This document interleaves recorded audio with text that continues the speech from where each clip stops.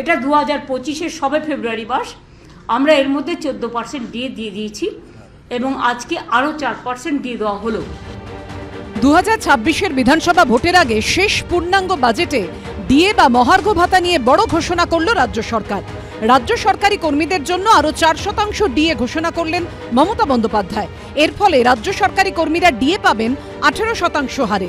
কিন্তু রাজ্য সরকারের ডিএ বৃদ্ধির পরও কেন্দ্রীয় সরকারি কর্মচারীদের সঙ্গে রাজ্য সরকারি কর্মচারীদের ডিএর বড়সড় ফারাক থেকেই গেল, যদিও এই নিয়ে পাল্টা যুক্তি দিয়েছেন মুখ্যমন্ত্রী। আমরা 125% পর্যন্ত ডিএ দিয়েছিলাম, বামফ্রন্ট সরকার চলে যাওয়ার পর আমরা মার্চ করে দিয়েছি এখন নতুন, এটা 5th পে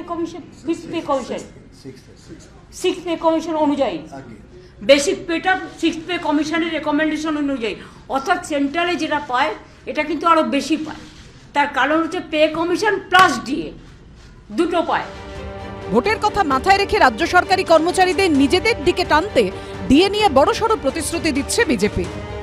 নতুন সরকার এসে, বিজেপির সরকার এসে, ডাবল ইঞ্জিন সরকার এসে এই সমস্যার সমাধান করবে। বর্তমানে কেন্দ্রীয় সরকারি কর্মচারীরা ডিএ পান 53% হারে। বুধবার রাজ্য সরকারের 4% ডিএ বৃদ্ধির পর রাজ্য সরকারি কর্মচারীরা ডিএ পাবেন 18% হারে। ফলে এখনো কেন্দ্র রাজ্যের মহার্ঘ ভাতার ফারাক 35%। ফারাক 35% হয়েছে। তার মানে বুঝতে পারছেন কতটা বঞ্চিত আমরা। সমস্ত রাজ্য, যে পশ্চিমবাংলা থেকে যেই রাজ্যগুলো পিছিয়ে আছে তারা কিন্তু আপ টু ডেট দিতে পারছে, এই রাজ্য দিতে পারছে না। তার মানে সদিচ্ছার অভাব রয়েছে। আমরা প্রশ্ন জিজ্ঞেস করতে চাই যে আমাদের ডিএর টাকাগুলো কোথায় গেল? কেন এত দান খয়রাতি হচ্ছে? কেন খেলামেলা হবে? কেন ছেলেমেয়েরা ন্যায্য চাকরি পাবে না? কেন রাজ্য সরকারি কর্মচারীদের তাদের ন্যায্য অধিকার থেকে বঞ্চিত হতে হবে? কেন্দ্রীয় সরকারের কর্মচারীরা যে বাজার থেকে বাজার করে আমরা সেই বাজার থেকেই বাজার করি। সেখানে তারা পেট্রোল থেকে শুরু করে, সরষের তেল থেকে শুরু করে, ওষুধ থেকে শুরু করে সমস্তই, চাল আটা সমস্তই যেটা কেন্দ্রীয় সরকারের দাম সেই দামেই তারা কিনতে বাধ্য থাকে। তাহলে রাজ্য সরকারের কেন এই বঞ্চনা তারা করবে? এটা তো ডিএর বৃদ্ধি নয়, এটা হচ্ছে মহার্ঘ ভাতাটা দেয়া হয় আমাদের বেতন ক্ষয়ে যাচ্ছে তার ক্ষতিপূরণ হিসেবে। এই বোধটা মুখ্যমন্ত্রী ভুলিয়ে দেওয়ার চেষ্টা করছেন। যখন ক্ষমতায় ছিলেন না তখন এসব কথা বলতেন যে সরকার ডিএ দিতে পারে না তার ক্ষমতায় থাকার অধিকার নেই। তো আজকে ওনারও ক্ষমতায় থাকার অধিকার নেই। 4% ডিএ বৃদ্ধিকে তীব্র কটাক্ষ করেছে বিরোধীরা। 15 সালে পে কমিশন হয়েছিল, নতুন পে কমিশনের প্রস্তাব নেই এবং এখনো কেন্দ্রীয় সরকারের সঙ্গে প্রায় 31-32% ডিফারেন্স হয়ে আছে কর্মচারীদের। সেই কর্মচারীদেরকে তারা আজকে কার্যত কর্মচারীদের সঙ্গে এই দুর্মূল্যের বাজারে প্রতারণা, বিশ্বাসঘাতকতা করেছে। কিন্তু বিরোধীদের সমালোচনায় কান দিতে নারাজ তৃণমূল। এই ফারাকটার কথা যখন বলছেন তখন বলতে হয় যে যত রাজস্ব কেন্দ্র তুলে নিয়ে যায় এখনো সেটা 50-50 করেননি কেন? সেই ফারাকটা এখনো মেটাননি কেন? এখনো সেটা কেন 41-এ আটকে গেছে? 42 হয়েছিল, মোদী সরকার আবার 41% রাজ্যের জন্য করে দিয়েছেন কেন? সেই ফারাকটা আগে মেটাবার চেষ্টা করুন। কেন্দ্র সরকার কেন লাভ্যাংশ নিজেদের কোলে রেখে দিচ্ছেন আর তারপরে সব রাজ্যকে শাসাচ্ছেন? ডবল ইঞ্জিন সরকার না হলে আমরা টাকা দেব না, উত্তর দিতে হবে। তারপরেতে এই শুভেন্দু অধিকারীরা এই কথা বলার অধিকারী হবে। বকেয়া ডিএ নিয়ে রাজ্য সরকার এবং সরকারি কর্মীদের সংগঠনের টানাপোড়েনের শুরু বহু আগেই। 2017 সালের ফেব্রুয়ারিতে স্যাট রায় দেয় ডিএ দয়ার দান, তা দেওয়া বা না দেওয়া রাজ্য সরকারের ইচ্ছের উপর নির্ভর করে। সেই রায়কে চ্যালেঞ্জ করে ওই বছর 30শে মার্চ হাইকোর্টের দ্বারস্থ হয় সরকারি কর্মী সংগঠন। 2017 7ই সেপ্টেম্বরে রাজ্য সরকারি কর্মচারীদের জন্য 15% ডিএ ঘোষণা করেন মুখ্যমন্ত্রী। কিন্তু এরই সঙ্গে তাঁর করা একটি মন্তব্য ঘিরে বিতর্ক তৈরি হয়। এবারের জানুয়ারি মাসে আমি আপনাদের জন্য অ্যারেঞ্জ করতে পেরেছি বলে এবার আপনারা 15% ডিএ বাড়বে। ঘেউ ফেউ ফেউ করে লাভ নেই। আমি ঘেউ ফেউ ফেউকে ভয় পাই না। আমি জানি কোথায় কি করতে হবে। আমি চাই সরকারি কর্মচারীরা, আমার টিচার, নন টিচিং সকলেই পাবে এই ডিএটা।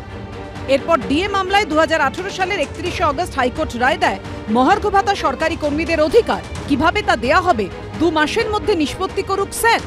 2019-এর 26শে জুলাই স্যাটের তৎকালীন বিচারপতি রঞ্জিত কুমার বাগ ও সুরেশ কুমার দাস নির্দেশ দেন 1 বছরের মধ্যে সরকারি কর্মীদের ডিএ মেটাতে হবে। কিন্তু রাজ্য সরকার তা না দেওয়ায় সরকারি কর্মী সংগঠন আদালত অবমাননার মামলা করে ফের স্যাটের দ্বারস্থ হয়। 2019-এর অক্টোবরে স্যাটের রিভিউ পিটিশন দাখিল করে রাজ্য সরকার। 2020-এর 8ই জুলাই রাজ্য সরকারের পিটিশন খারিজ করে স্যাট। তারপর রাজ্য সরকার আবেদন জানায় হাইকোর্টে। সেই মামলায় রাজ্য সরকারের আবেদন খারিজ করে হাইকোর্টের ডিভিশন বেঞ্চ নির্দেশ দেয় স্যাটের নিয়ম মেনে বকেয়া ডিএ মিটিয়ে দিতে হবে। এরপর সুপ্রিম কোর্টের দ্বারস্থ হয় রাজ্য সরকার। এখনো সর্বোচ্চ আদালতে ঝুলে রয়েছে এই মামলা। তার মধ্যেই 2020 সালে রাজ্যে চালু হয় নতুন বেতন কমিশন। 2021 সালে 3% ডিএ দেয় রাজ্য সরকার। এরপর 2023 সালের বাজেটে 3% ডিএ বৃদ্ধির ঘোষণা করেন অর্থমন্ত্রী চন্দ্রিমা ভট্টাচার্য। 2023 সালে পার্ক স্ট্রিটে বড়দিনের উৎসবের উদ্বোধনে গিয়ে আরও 4% ডিএ বৃদ্ধির ঘোষণা করেছিলেন মমতা বন্দ্যোপাধ্যায়। গত বছর বাজেটেও 4% ডিএ ঘোষণা করা হয়েছে। এরপর আর রাজ্য সরকারি কর্মীদের ডিএ বাড়েনি। এই অবস্থায় বুধবার বিধানসভা ভোটের আগে শেষ পূর্ণাঙ্গ বাজেটে আরও 4% ডিএ ঘোষণা করল রাজ্য সরকার। এটা 2025-এর সবে ফেব্রুয়ারি মাস, আমরা এর মধ্যে 14% ডিএ দিয়ে দিয়েছি এবং আজকে আরও 4% দিয়ে দেওয়া হলো। এটা উপকৃত হবেন আমার সরকারি কর্মচারী থেকে শুরু করে বেশ অসরকারি কর্মচারী থেকে শুরু করে মানে যারা বিভিন্ন কাজে আছে, শিক্ষক অশিক্ষক থেকে শুরু করে সবাই আর কি এর মধ্যে পাবেন আর কি। পেনশন হোল্ডার্স তাদের পক্ষ থেকেই এটার লাভ হবে। আমরা গত জানুয়ারি মাসেই রাজ্য কোঅর্ডিনেশন কমিটির পক্ষ থেকে রাজ্যের মাননীয় মুখ্যমন্ত্রীর কাছে বকেয়া মহার্ঘ ভাতা অবিলম্বে মিটিয়ে দেওয়ার দাবি করেছিলাম। আমাদের সেই ধারাবাহিক লড়াই আন্দোলনের চাপে আজকে রাজ্য সরকার 4% মহার্ঘ ভাতা ঘোষণা করতে বাধ্য হয়েছে। কিন্তু আমরা মনে করি যে 35% মহার্ঘ ভাতা বকেয়া আছে, সেই অবিলম্বে সেই বকেয়া মহার্ঘ ভাতা রাজ্য সরকারকে মিটিয়ে দিতে হবে। চলতি বছরের 1 এপ্রিল থেকে নতুন হারে ডিএ কার্যকর হবে। আমরাও বলি যে আমাদের 14% ডিএ, সেন্ট্রাল গভর্নমেন্টের 53% ডিএ, অর্থাৎ এটা কিন্তু ভাবের ঘরে চুরি করা। কারণ ডিএটা হচ্ছে পৌনপুনিক, অর্থাৎ পৌনপুনিকতার কারণে আমরা ডিএটা মারাত্মকভাবে অর্থাৎ নির্দিষ্ট নিয়মে অর্থাৎ all India consumer price index অনুসারে যেভাবে কেন্দ্রীয় সরকার ডিএ বাড়ায় এবং অন্যান্য রাজ্য সরকারগুলো সেইভাবে ডিএ দেয়, আমরা সেটা পাই না। 2026-এর বিধানসভা নির্বাচনের আগে শেষ পূর্ণাঙ্গ বাজেটে শুধু রাজ্য সরকারি কর্মীদের জন্য 4% ডিএ ঘোষণাই নয়, 16 লক্ষ অতিরিক্ত যোগ্য পরিবারকে প্রকল্পের দ্বিতীয় পর্যায়ে বাংলার বাড়ি প্রকল্পের অধীনে অন্তর্ভুক্ত করতে চলেছে রাজ্য সরকার। এর জন্য 9,600 কোটি টাকা বরাদ্দ করা হয়েছে। আরও আবেদনকারী থাকলে এই প্রকল্পের তৃতীয় পর্যায়ে সেই আবেদনগুলি বিবেচনা করা হবে বলেও জানানো হয়েছে রাজ্য বাজেটে।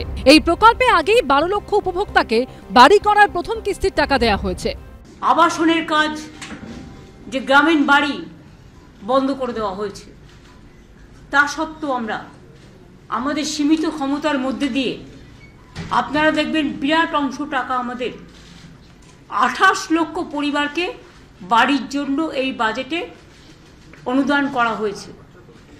12 লক্ষ মানুষকে আমরা অলরেডি ওদের 14,500 কোটি টাকার মতো লাগবে, সম্ভবত 1400, আমরা অলরেডি হাফ দিয়ে দিয়েছি ডিসেম্বরে, আর হাফ 14,000 সামথিং আমরা হাফ দিয়ে দিয়েছি এবং বাদ বাকিটা পাবে ওরা জুন মাসে, 6 মাসের মধ্যে। আর দ্বিতীয় যেটা 16 লক্ষ আজকে আবার নেওয়া হলো নতুন করে, যেটা আমরা 28 লক্ষ সার্ভে করেছিলাম, ফিল্ড সার্ভে, সেই 16 লক্ষ মানুষ যারা লিস্টে আছেন এখনো পাননি, তারা ডিসেম্বরের মধ্যে প্রথম কিস্তি পেয়ে যাবেন অর্ধেক, এবং সেকেন্ড কিস্তি তাদের বাড়ি কমপ্লিট হবার আগেই আমরা দিয়ে দেবো। তার মানে মোট 28 লক্ষ। এরপরেও যদি কারো এই লিস্টে থেকে না থাকে, সে চায়, সেক্ষেত্রেও আমরা ফেস বাই ফেস করে দেবো। বাংলার বাড়ি প্রকল্পের মাধ্যমে তৃণমূল কংগ্রেসের কর্মীদেরকে, হারমাতদেরকে বাড়ি দেওয়া হবে। এই তো বাজেট, আর কিছু না। আর এরপরে মোদিজির কাছে গিয়ে বলবেন যে আমাকে বাড়ির টাকা দেয়া হোক, বাংলার বাড়ি নামে চালিয়ে দেবেন ওই টাকা নিয়ে, না পরে একটু মুছে একটু আবাস যোজনা লিখে দেবেন, এর আগেও যেরকম করেছে। রাজ্য সরকারের বাংলার বাড়ি প্রকল্পে 2 দফায় 1,20,000 টাকা দেওয়া হবে। পাল্টা বিজেপির প্রতিশ্রুতি, তারা ক্ষমতা এলে এই টাকার পরিমাণ বাড়িয়ে 3 লক্ষ টাকা করে দেবে। এই 60,000 বা 1,20,000-তে এখন কোনো ঘর হয় না। ভারতীয় জনতা পার্টি পশ্চিমবঙ্গে এলে 3 লক্ষ টাকার বাড়ি দেবো আমরা কমিটেড, অন রেকর্ড বলছি। এই রাজ্যের বিজেপির 2-3 জন প্রধান সারির নেতার মধ্যে, as per my post, by virtue of my post, LOP হিসেবে আমি এই দায়িত্ব নিয়ে এটা বলছি। আমি আমার সেন্ট্রাল লিডারশিপ এবং আমাদের ভবিষ্যতের কর্মসূচির মধ্যে এটা ইনকর্পোরেট করাবো। সব এমএলএদের পক্ষ থেকে আমি কমিট করছি যে 1,20,000 বাড়ি হয় না, যারা জেনুইন 1,20,000 পাচ্ছেন আরও 1,80,000 বিজেপি 26 সালে এলে দেবে, আর যারা পাচ্ছেন না রাজনৈতিক কারণে কাটমানি দিতে পারছেন না তাদেরকেও সংখ্যা ফ্যাক্টর নয়, আমরা 3 লক্ষ টাকার বাড়ি তাদের জন্য দেব। 2022 সালে প্রধানমন্ত্রী আবাস যোজনা প্রকল্পে মোট 28 লক্ষ আবেদনকারীর নাম কেন্দ্রে পাঠিয়েছিল রাজ্য সরকার। যদিও সেই তালিকায় দুর্নীতি, স্বজনপোষণ নিয়ে নানা অভিযোগ ওঠে। তদন্তে আসে একের পর এক কেন্দ্রীয় কমিটি। পরবর্তীকালে ঝাড়াই বাছাই করে 11 লক্ষ উপভোক্তার নাম চূড়ান্ত করলেও কোনো টাকা আসেনি মোদী সরকারের তরফে। এই অবস্থায় কেন্দ্রের ঠিক করা 11 লক্ষ ও সাম্প্রতিক অতীতে রাজ্যে ঝড় ও বন্যায় ক্ষতিগ্রস্ত হয়েছে এমন 1 লক্ষ উপভোক্তাকে প্রথম দফায় বাংলা আবাস যোজনায় টাকা দেওয়া হয়েছে। আবাসনের কাজ, যে গ্রামীণ বাড়ি বন্ধ করে দেওয়া হয়েছে, তা সত্ত্বেও আমরা আমাদের সীমিত ক্ষমতার মধ্যে দিয়ে আপনারা দেখবেন বিরাট অংশ টাকা আমাদের 28 লক্ষ পরিবারকে বাড়ির জন্য এই বাজেটে অনুদান করা হয়েছে।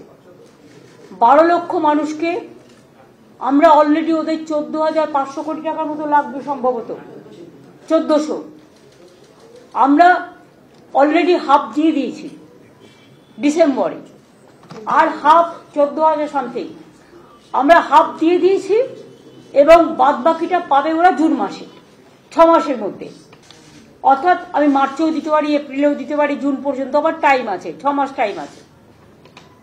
তার মানে মোট 28 লক্ষ। এরপরেও যদি কারো এই লিস্টে থেকে না থাকে, সে চায়, সেক্ষেত্রেও আমরা ফেস বাই ফেস করে দেব। আমরা কাউকেই বঞ্চিত করতে চাই না, কারণ মানুষের মাথার উপরে একটা আশ্রয়, মানুষের জীবনের গভীর শিকড় এবং একটা আস্তানা। তৃণমূল নেতাদের 3 তলা পাকা বাড়ি, প্রধানদের 17টা 18টা 35টা করে বাড়ি, গরিব আসল গরিব লোককে তালিকা পাঠান। আমি তো 10,98,000কে যখন 60,000 করে দিলেন, আমি আপনাকে প্রস্তাব দিয়েছিলাম বিধানসভাতে, আপনি ছিলেন না, আপনার পঞ্চায়েত মন্ত্রী ছিলেন প্রদীপ মজুমদার। সেখানে বিরোধী দলনেতা 2টো প্রস্তাব দিয়েছিল। একটা, গ্রাম সংসদ সভায় বসে তালিকা তৈরি করা, আর সেই তালিকা সর্বদলীয় মিটিং করে ইলেকশন কমিশনের নথিভুক্ত অথবা বিধানসভায় যারা প্রতিনিধিত্ব করেন যে কোনো একটা নিতে পারেন। আপনি এবারে যে তালিকা করেছেন তাতে 2.5 লক্ষ নাম মুখ্যমন্ত্রীকে বলতে পাঠিয়ে দিয়ে বলেছেন এটা ইনকোয়ারি হবে না, ঘর দিয়ে দিন। আমার এলাকায় আপনার বিডিও এফআইআর করেছে দাউদপুরের একজনের কাছে, যে মুখ্যমন্ত্রীকে বলতে নাম লিখিয়ে 60,000 টাকা পেয়েছে, সে ভুয়ো লোক। এটা পাবলিক এক্সচেকারের মানি প্রপারলি ইউটিলাইজ হোক এবং আসল বেনিফিশিয়ারিরা পাক। আপনার এই কাটমানি সিস্টেম, পার্টির লোকদের গোয়ালঘর দেখিয়ে 3টে করে বাড়ি এবং ফিশারির চালা দেখিয়ে আবাসের টাকা দেওয়া, আমরা বিরোধী। মুখ্যমন্ত্রী আজকে জানিয়েছেন বাজেটের মধ্য দিয়ে 9,600 কোটি টাকা বরাদ্দ করা হয়েছে বাংলার বাড়ি, সেই প্রকল্পে 18 লক্ষ উপভোক্তাকে বাড়ি দেওয়া হবে। ছিল তো 40 লক্ষ। সেই লিস্টটা কারা বানিয়েছিল? কাটতে কাটতে বাদ চলে গেল, আবার কাটতে কাটতে বাদ চলে গেল, আবার তদন্ত হলো, দেখা গেল উদরপিণ্ডি বুদর ঘাড়ে 3 তলা বাড়িতে ঘরের টাকা, বাঁধের পাশে বসে আছে, তার কোনো টাকা নেই। হবে তো শেষমেশ গরিব মানুষের বাড়ি। এটা তো চলছে তো বছরের পর বছর গল্প, তারপর কাজের কাজ কিন্তু হচ্ছে না। কেন্দ্রের যে টাকা তার হিসেব রাজ্য সরকার দেয় না, কেননা টাকা হিসেব দেওয়ার আগে তো টাকা লোপাট হয়ে যায়। রাজ্য সরকার টাকার হিসেব দেয় না, লোপাট করেছে। এখন তার কিয়দংশ বাংলার বাড়ির জন্য নাকি বরাদ্দ করেছে, না চলে বিশ্বাস নেই। সম্প্রতি বাংলার আবাস প্রকল্পের তালিকা তৈরি ও পরীক্ষার সময়ও একাধিক জেলা থেকে ক্ষোভ বিক্ষোভ সামনে আসে। কোথাও ওঠে বঞ্চনার অভিযোগ, কোথাও স্বজন পোষণের। যোগ্যরা বাড়ি পাচ্ছে না আর শাসক দলের অনুগতরা পেয়ে যাচ্ছে, এমন অভিযোগও ওঠে ভুরি ভুরি। এমনকি সংঘর্ষ পর্যন্ত হয় কোথাও কোথাও। এই পরিস্থিতিতে মুখ্যমন্ত্রী আশ্বাস দিয়েছেন সব যোগ্য আবেদনকারী বাংলা আবাস যোজনার টাকা পাবেন। একদিকে বাজেট নিয়ে চর্চা, অন্যদিকে বাজেট নিয়ে বাগবিতণ্ডা। 1 ফেব্রুয়ারি বাজেট পেশ করেছে মোদী সরকার, যা নিয়ে লোকসভায় আক্রমণ শানিয়েছিল তৃণমূল। রাজ্য বিধানসভায় বাজেটের আগের দিন তার জবাব দিতে গিয়ে তৃণমূলকে পয়েন্ট ধরে ধরে নিশানা করেন নির্মলা সীতারামন। তিনি অস্ত্র করেন এ রাজ্যে ওঠা দুর্নীতি এবং প্রতারণার অভিযোগকে। It's ironical that Trinamool, which means grassroots, Trinamool, which means grassroots, Congress that prides itself on being rooted in the grassroots, now symbolizes harassment and denial of rights to the common people in the grassroots. তিনি একই কথা বারবার একটা ভাঙা রেকর্ডের মতো বলে যাচ্ছে যে আমরা টাকা দিয়েছি, আপনাদের কমপ্লেন আছে। আমাদের 150-রও বেশি অ্যাকশন টেকেন রিপোর্ট দেওয়া হয়েছে, 150-রও বেশি ইন্সপেকশন হয়েছে, তারপরেও এরা বাংলা বিরোধী বাজেট এরা টাকা দিচ্ছে না। একজন ফাইন্যান্স মন্ত্রী হয়ে তিনি বলছেন যে তৃণমূল সে TMC is unattached. You are the finance minister madam, you cannot make political statements in the house. 2026-এর বিধানসভা নির্বাচনের আগে এটা তৃণমূল সরকারের শেষ পূর্ণাঙ্গ বাজেট। সেই বাজেট পেশের ঠিক আগের দিন সংসদে দাঁড়িয়ে তৃণমূলকে কড়া ভাষায় নিশানা করেন মোদী সরকারের অর্থমন্ত্রী। Funds meant for people at the grassroots have been looted by the cadres. 100 crore midday meal fraud. 100 crore midday meal fraud. Ration mafia thriving in the state on grassroots level. No jobs, no factories, no vision. That's Bengal for you, sir. Industrial powerhouse. Bengal was industrial powerhouse. 24% share when in 1947 during independence Bengal had 24% share in manufacturing. Today it has 3.5% share. Bengal's per capita income growth lags behind the national average. For the last 20 years, per capita income of Bengal lags behind the national average for last 20 years. It's ranked 23rd. এটা খুব অন্যায় আমি বলবো। নির্মলা সীতারামন একটা মন্ত্রী, বিত্তমন্ত্রী, finance minister, পার্লামেন্টে বলছেন, ওনাকে প্রমাণ দিয়ে বলতে হতো। এসব কথা তো আমরা বাইরের মেঠো রাজনীতিতে শুনি। মেঠো রাজনীতিতে মঞ্চের উপর দাঁড়িয়ে বলছে, উনি পার্লামেন্টে দাঁড়িয়ে মিথ্যে কথা বলছেন কি করে? প্রমাণ করতে পারবেন একটা? করতে পেরেছেন এতদিন ধরে আছে। 2011 থেকে মমতা বন্দ্যোপাধ্যায় আছেন ক্ষমতায়, 2014 নরেন্দ্র মোদী এসছেন ক্ষমতায়, আজকে 2025-এ পৌঁছেছি। একটা প্রমাণ দিয়ে দেখাতে পেরেছেন? বললেন উনি। ওনার তো শাস্তি হওয়া দরকার। নির্মলা সীতারামন যা বলেছেন, কারণ পার্লামেন্টে দাঁড়িয়ে তিনি প্রমাণ ছাড়া অভিযোগ করেছেন এবং প্রমাণ না করতে পারলে তার বিরুদ্ধে প্রস্তাব এনে, প্রিভিলেজ নোটিশ এনে তাকে শাস্তি দেওয়া প্রয়োজন। তৃণমূল এবং বিজেপি যখন পরস্পরকে আক্রমণ করতে ব্যস্ত, তখন দুপক্ষকেই এক বন্ধনীতে ফেলে নিশানা করেছে সিপিএম। পশ্চিমবাংলায় সরকার যেভাবে চলছে তাতে দুর্নীতির রমরমা, রঞ্জে রঞ্জে দুর্নীতি প্রতিটি ক্ষেত্রে, শিক্ষা, স্বাস্থ্য, কাজ, প্রতিটি ক্ষেত্রে, গ্রাম শহর, যে কোনো রকমের সরকারি প্রকল্প, প্রতিটি ক্ষেত্রে কোনো সন্দেহের ব্যাপারে নেই। রেশন ভয়াবহ দুর্নীতি, ভয়াবহ। এবং রেশন দুর্নীতিটা এত ভয়াবহ, তারপরেও রেশনের সেই মন্ত্রী যিনি ছিলেন তাকে পাশে বসিয়ে সার্টিফিকেট দিচ্ছেন মমতা ব্যানার্জি, কারণ যত দুর্নীতি তার সবচাইতে বেশি সুযোগ সরকার পায়। এটা কেন্দ্রীয় সরকার কেন, যে কেউ বুঝতে পারছে, যে কেউ বলতে পারছে, তবে কেন্দ্রীয় সরকার সব জেনে বুঝে ধামাচাপা দিয়ে রেখেছে। বিজেপি দাবি করছে তৃণমূল সরকার দিশাহীন, কর্মসংস্থান তৈরিতে ব্যর্থ। মমতা বন্দ্যোপাধ্যায় বলছেন কর্মসংস্থান তৈরি তার সরকারের প্রধান লক্ষ্য। No jobs, no factories, no vision. That's Bengal for you, sir. আমাদের ভিশন ইজ ভেরি ক্লিয়ার। আমাদের mission to create more and more employment.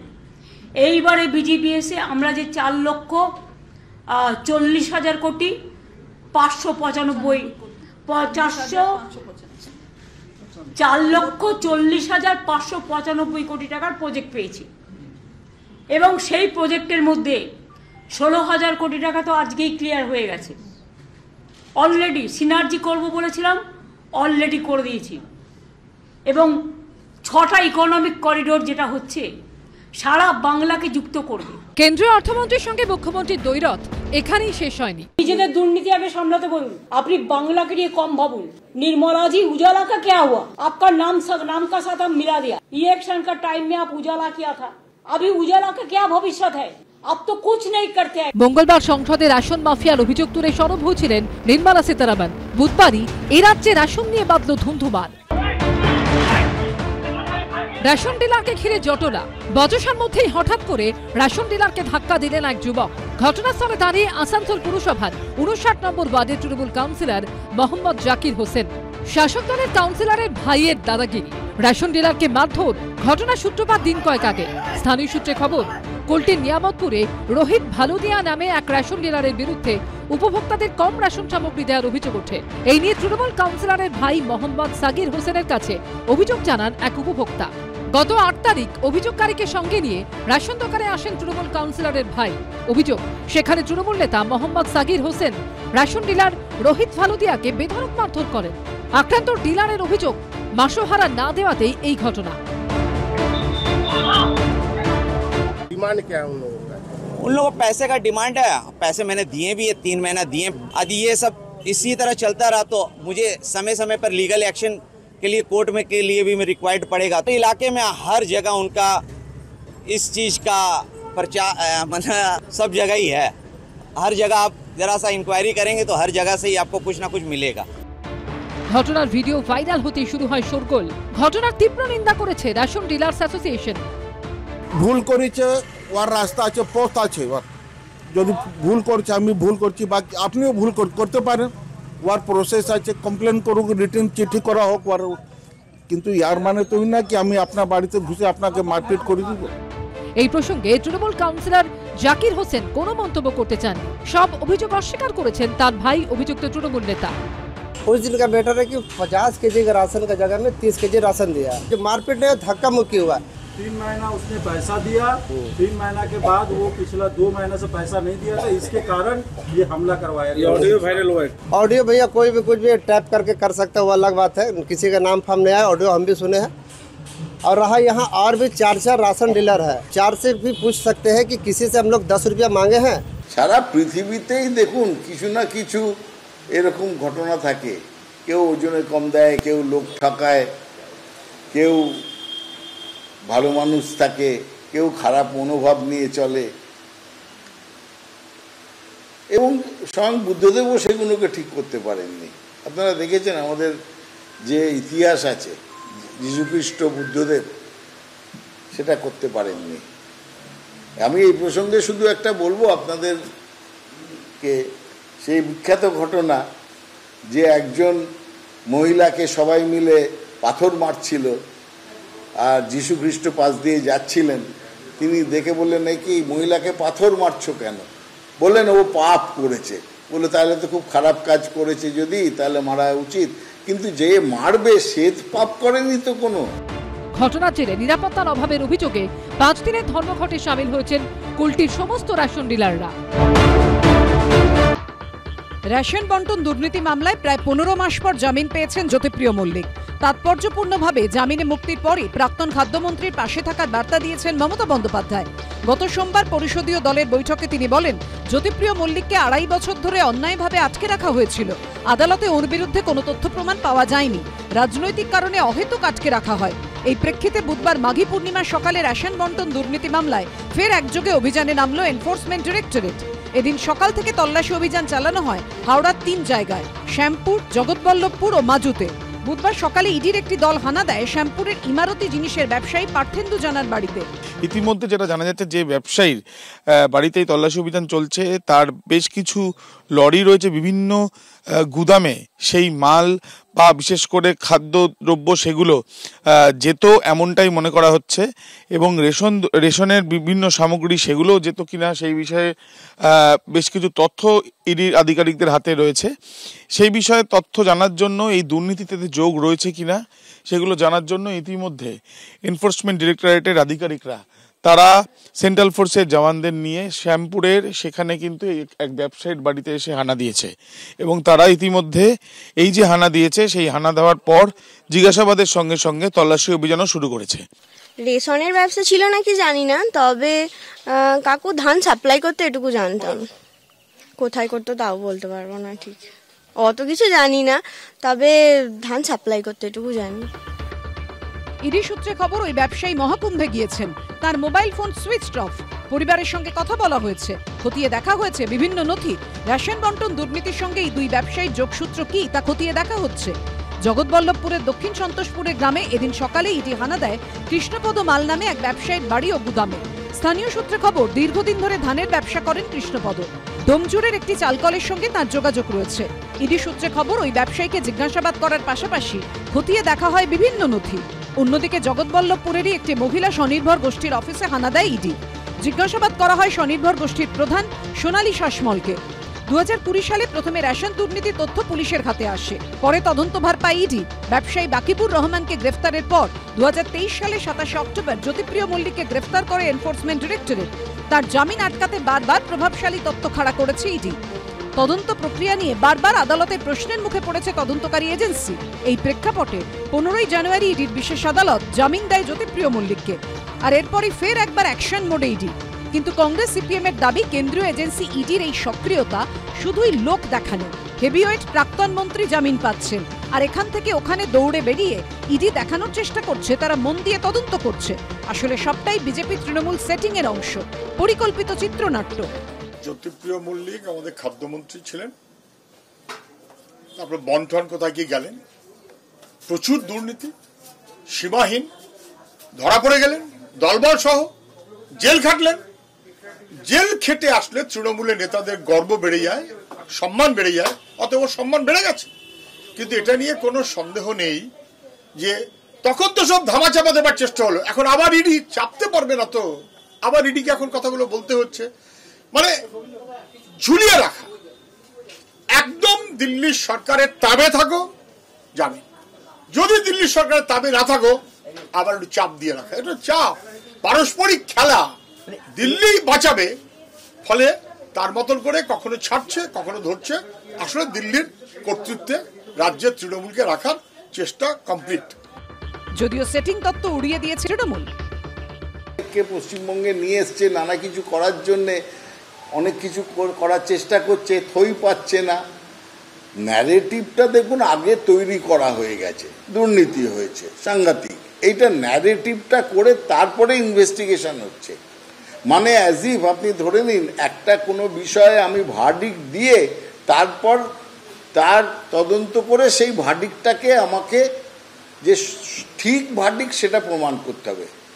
মানে একটা ঘোড়ার গাড়ি, আগে ঘোড়া থাকার কথা, টেনে নিয়ে যাবে, এবার গাড়িটা আগে রেখে পেছনে ঘোড়াটাকে দিয়ে বলছে ঠেলে নিয়ে চলো মাথা দিয়ে।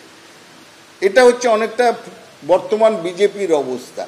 আগে আমরা তৈরি করে নিয়েছি ন্যারেটিভটা, তারপরে সেটা প্রমাণ করতে গিয়ে থই পাচ্ছে না, তাই জন্য আবার বলছে সে কি কোর্টে সবাই বেল পেয়ে গেল, আবার তোমরা একটা কিছু বার করো, আবার দৌড়চ্ছে তারা, যাচ্ছি স্যার যাচ্ছি স্যার। এদেরও তো চাকরি বাকরি বাঁচানোর ব্যবস্থা আছে, কেন্দ্রীয় সংস্থা। বাজেটে ফের একবার কেন্দ্রীয় বঞ্চনার অভিযোগে সরব হলো মমতা বন্দ্যোপাধ্যায়ের সরকার। এখন একটাই ট্যাক্স, জিএসটি ট্যাক্স, সবটাই তুলে নিয়ে যায় কেন্দ্র, কিন্তু আমাদের ভাগ্যে যেটা পাওয়া উচিত সেটা কিন্তু আমাদের দেওয়া হয় না। 100 দিনের কাজ থেকে শুরু করে গ্রামীণ রাস্তা, আবাস যোজনা, বাজেট পেশের পরও মুখ্যমন্ত্রীর মুখে উঠে এলো বিভিন্ন খাতে কেন্দ্রীয় বঞ্চনার প্রসঙ্গ। 2026-এর বিধানসভা ভোটের আগে বুধবার শেষ পূর্ণাঙ্গ বাজেট পেশ করেছেন রাজ্যের অর্থমন্ত্রী চন্দ্রিমা ভট্টাচার্য। বাজেটে বাংলার বাড়ি প্রকল্প, গ্রামীণ রাস্তা তৈরি, গ্রামোন্নয়ন সহ একাধিক খাতে বিপুল বরাদ্দের ঘোষণা করার পাশাপাশি ফের একবার কেন্দ্রীয় বঞ্চনার অভিযোগ মনে করিয়ে দিলেন মুখ্যমন্ত্রী। একদিকে কেন্দ্রীয় সরকারের বাজেট, ইলেকশন আসলে ওরা একরকম কথা বলে, কিছু প্রতিশ্রুতি দেয়, কিন্তু ইলেকশনের পরে প্রতিশ্রুতি থাকে না, প্রতিশ্রুতিটা প্রতিচ্যুত হয়ে যায়। কিন্তু আমাদের বাজেটে আমরা সেটা করি না। আমরা যেটা বলি, আমাদের যা ফান্ড পারমিট করে আমাদের নিজের রাজস্ব থেকে, এখন একটাই ট্যাক্স, জিএসটি ট্যাক্স, সবটাই তুলে নিয়ে যায় কেন্দ্র, কিন্তু আমাদের ভাগ্যে যেটা পাওয়া উচিত সেটা কিন্তু আমাদের দেওয়া হয় না। 100 দিনের কাজ বন্ধ করে দেওয়া হয়েছে, গ্রামীণ রাস্তার কাজ বন্ধ করে দেওয়া হয়েছে, আবাসনের কাজ, যে গ্রামীণ বাড়ি বন্ধ করে দেওয়া হয়েছে। তা সত্ত্বেও আমরা আমাদের সীমিত ক্ষমতার মধ্যে দিয়ে আপনারা দেখবেন বিরাট অংশ টাকা আমাদের 28 লক্ষ পরিবারকে বাড়ির জন্য এই বাজেটে অনুদান করা হয়েছে। কেন্দ্রীয় সরকারি প্রকল্পে বাংলাকে বঞ্চনার অভিযোগ নতুন নয়। বকেয়া আদায়ের দাবিতে কখনো রেড রোডে আম্বেদকরের মূর্তির সামনে ধর্ণা অবস্থানে বসেছেন খোদ মুখ্যমন্ত্রী, কখনো দিল্লিতে গিয়ে অভিষেক বন্দ্যোপাধ্যায়ের নেতৃত্বে ধর্ণায় বসেছেন তৃণমূলের সাংসদরা। আবার কলকাতাতেও রাজভবনের সামনে টানা 5 দিন ধর্ণায় বসেছিলেন অভিষেক বন্দ্যোপাধ্যায়। তৃণমূল যখন বারবার বঞ্চনার অভিযোগ তুলে সরব হয়েছে, পাল্টা শাসক দলের বিরুদ্ধে দুর্নীতি, আর্থিক তছরূপ, কেন্দ্রীয় প্রকল্পের নাম বদলে দেওয়ার মতো অভিযোগে সরব বিজেপি। উনি একটা হোয়াইট পেপার জারি করুন যে জিএসটিতে আমার প্রাপ্য কত, জিএসটির প্রাপ্য ঠিক হয়। সব রাজ্যের অর্থমন্ত্রীদের সঙ্গে ভারত সরকারের অর্থমন্ত্রীর মিটিংয়ে, সেই মিটিংয়ে আগে ডক্টর অমিত মিত্র যেতেন এবং তিনি জিএসটি চালুর সময় কনভেনার ছিলেন অল স্টেট ফিনান্স মিনিস্টারদের। এখন মাননীয় চন্দ্রিমা ভট্টাচার্য যান। জিএসটিতে সেন্ট্রাল গভর্নমেন্টের গত চারটে ফাইন্যান্সিয়াল ইয়ারে, 21-এর আগেরটা ছেড়ে দিলাম, 21 সাল থেকে অদ্যবধি 4টে ফাইন্যান্সিয়াল ইয়ারে ভারত সরকারের কমিটমেন্ট কত ছিল, তিনি কত পেয়েছেন, তিনি একটা হোয়াইট পেপার দিন। ওনার যদি কমিটমেন্ট অনুযায়ী মোর দেন 90% টাকা না পেয়ে থাকেন, অডিট রিপোর্ট না দেওয়া সত্ত্বেও, তাহলে অল পার্টি ডেলিগেশন পাঠান নর্থ ব্লকে এফএম এর কাছে, তাতে বিজেপি এমএলএরা বা এলওপিকে ডাকলে আমি পার্টিসিপেট করব।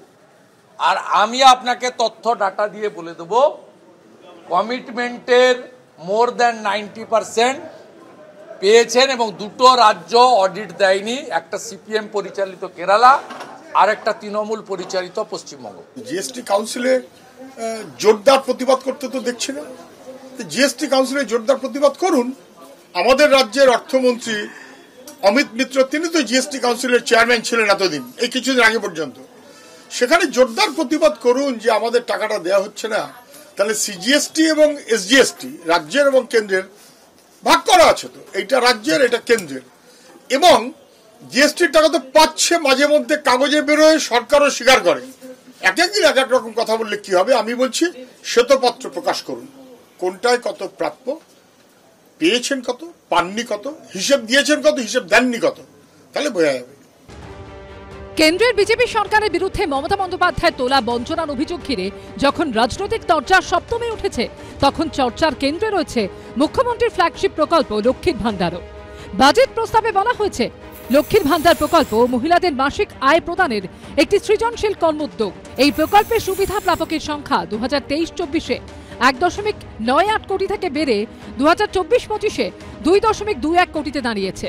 2024-25 অর্থবর্ষে এই সরকার 19,385.39 কোটি টাকা খরচ করেছে। লক্ষ্মীর ভান্ডার প্রকল্পে এখনো পর্যন্ত 2,21,00,000 মা বোনেরা পায় এবং এতে আমাদের প্রচুর টাকা খরচ হয়, 50,000 কোটি টাকা। লক্ষ্মী ভান্ডার যে ওদের মহিলাদের সামাজিক প্রকল্প, তার বরাদ্দ বৃদ্ধির কথা নেই। যেখানে উড়িষ্যা সরকার বিজেপি বছরে এককালীন 50,000 টাকা দিচ্ছে, যেখানে মহারাষ্ট্র সরকার এককালীন মাসে 2,000 টাকা দিচ্ছে, হরিয়ানা সরকার মাসে 2,100 টাকা দিচ্ছে, দিল্লির বিজেপি সরকার মাসে 2,500 টাকা দেবে, সেখানে এই লক্ষ্মীর ভান্ডারে কোনো বরাদ্দ বৃদ্ধি করা হয়নি। 21-এর বিধানসভা ভোটের আগে মহিলাদের জন্য লক্ষ্মীর ভান্ডার প্রকল্প ঘোষণা করেছিলেন মমতা বন্দ্যোপাধ্যায়। লক্ষ্মীর ভান্ডার ছাড়াও মহিলাদের জন্য কন্যাশ্রী, রূপশ্রী, বিধবা ভাতা, বার্ধক্য ভাতার মতো একাধিক প্রকল্প চালু করেছে বাংলার তৃণমূল সরকার।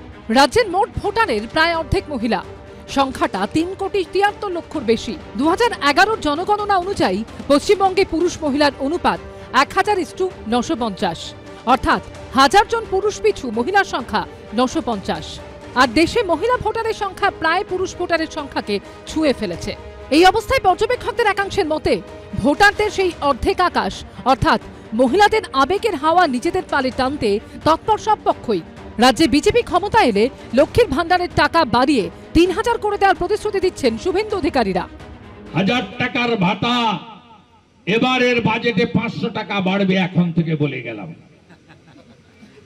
1,500 হবে, আমরা এলেই 3,000 দেব। বিভিন্ন রাজ্যেও চালু রয়েছে লক্ষ্মীর ভান্ডারের ধাঁচে প্রকল্প। মধ্যপ্রদেশের শিবরাজ সিং চৌহানের লাডলি বেহেনা প্রকল্প তো ছিলই। বিধানসভা ভোটের আগে বাংলা লক্ষ্মীর ভান্ডারের আদলে মহারাষ্ট্রে লড়কি বেহেন প্রকল্প চালু করেছে শিন্দে সরকার, যার মাধ্যমে 21 থেকে 65 বছর বয়সী মহিলারা যাদের পারিবারিক আয় 2.5 লক্ষ টাকার কম, তারা মাসিক 1,500 টাকা আর্থিক সাহায্য পান। লোকসভা ভোটের পর হেমন্ত সোরেন ও কংগ্রেসের জোট সরকার সে রাজ্যে চালু করেছে মুখ্যমন্ত্রী মাইয়া সম্মান যোজনা। লক্ষ্মীর ভান্ডারের মতো এই প্রকল্পেও মাসে 1,000 করে আর্থিক সাহায্য পান মহিলারা। গৃহলক্ষ্মী প্রকল্পের আওতায় নিম্নবিত্ত মহিলাদের 2,000 টাকা দেয় কর্ণাটকের কংগ্রেস সরকার। অরুণোদয় প্রকল্পে মহিলাদের মাসে 1,000 টাকা দেয় অসমের বিজেপি সরকার। মাহাতারি বন্দনা যোজনার অধীনে মহিলাদের 1,000 টাকা দেয় ছত্তিশগড়ের বিজেপি সরকার। দিল্লি বিধানসভা ভোটের ঠিক মুখে মুখ্যমন্ত্রী মহিলা সম্মান যোজনা চালু করেছিলেন অরবিন্দ কেজরিওয়াল।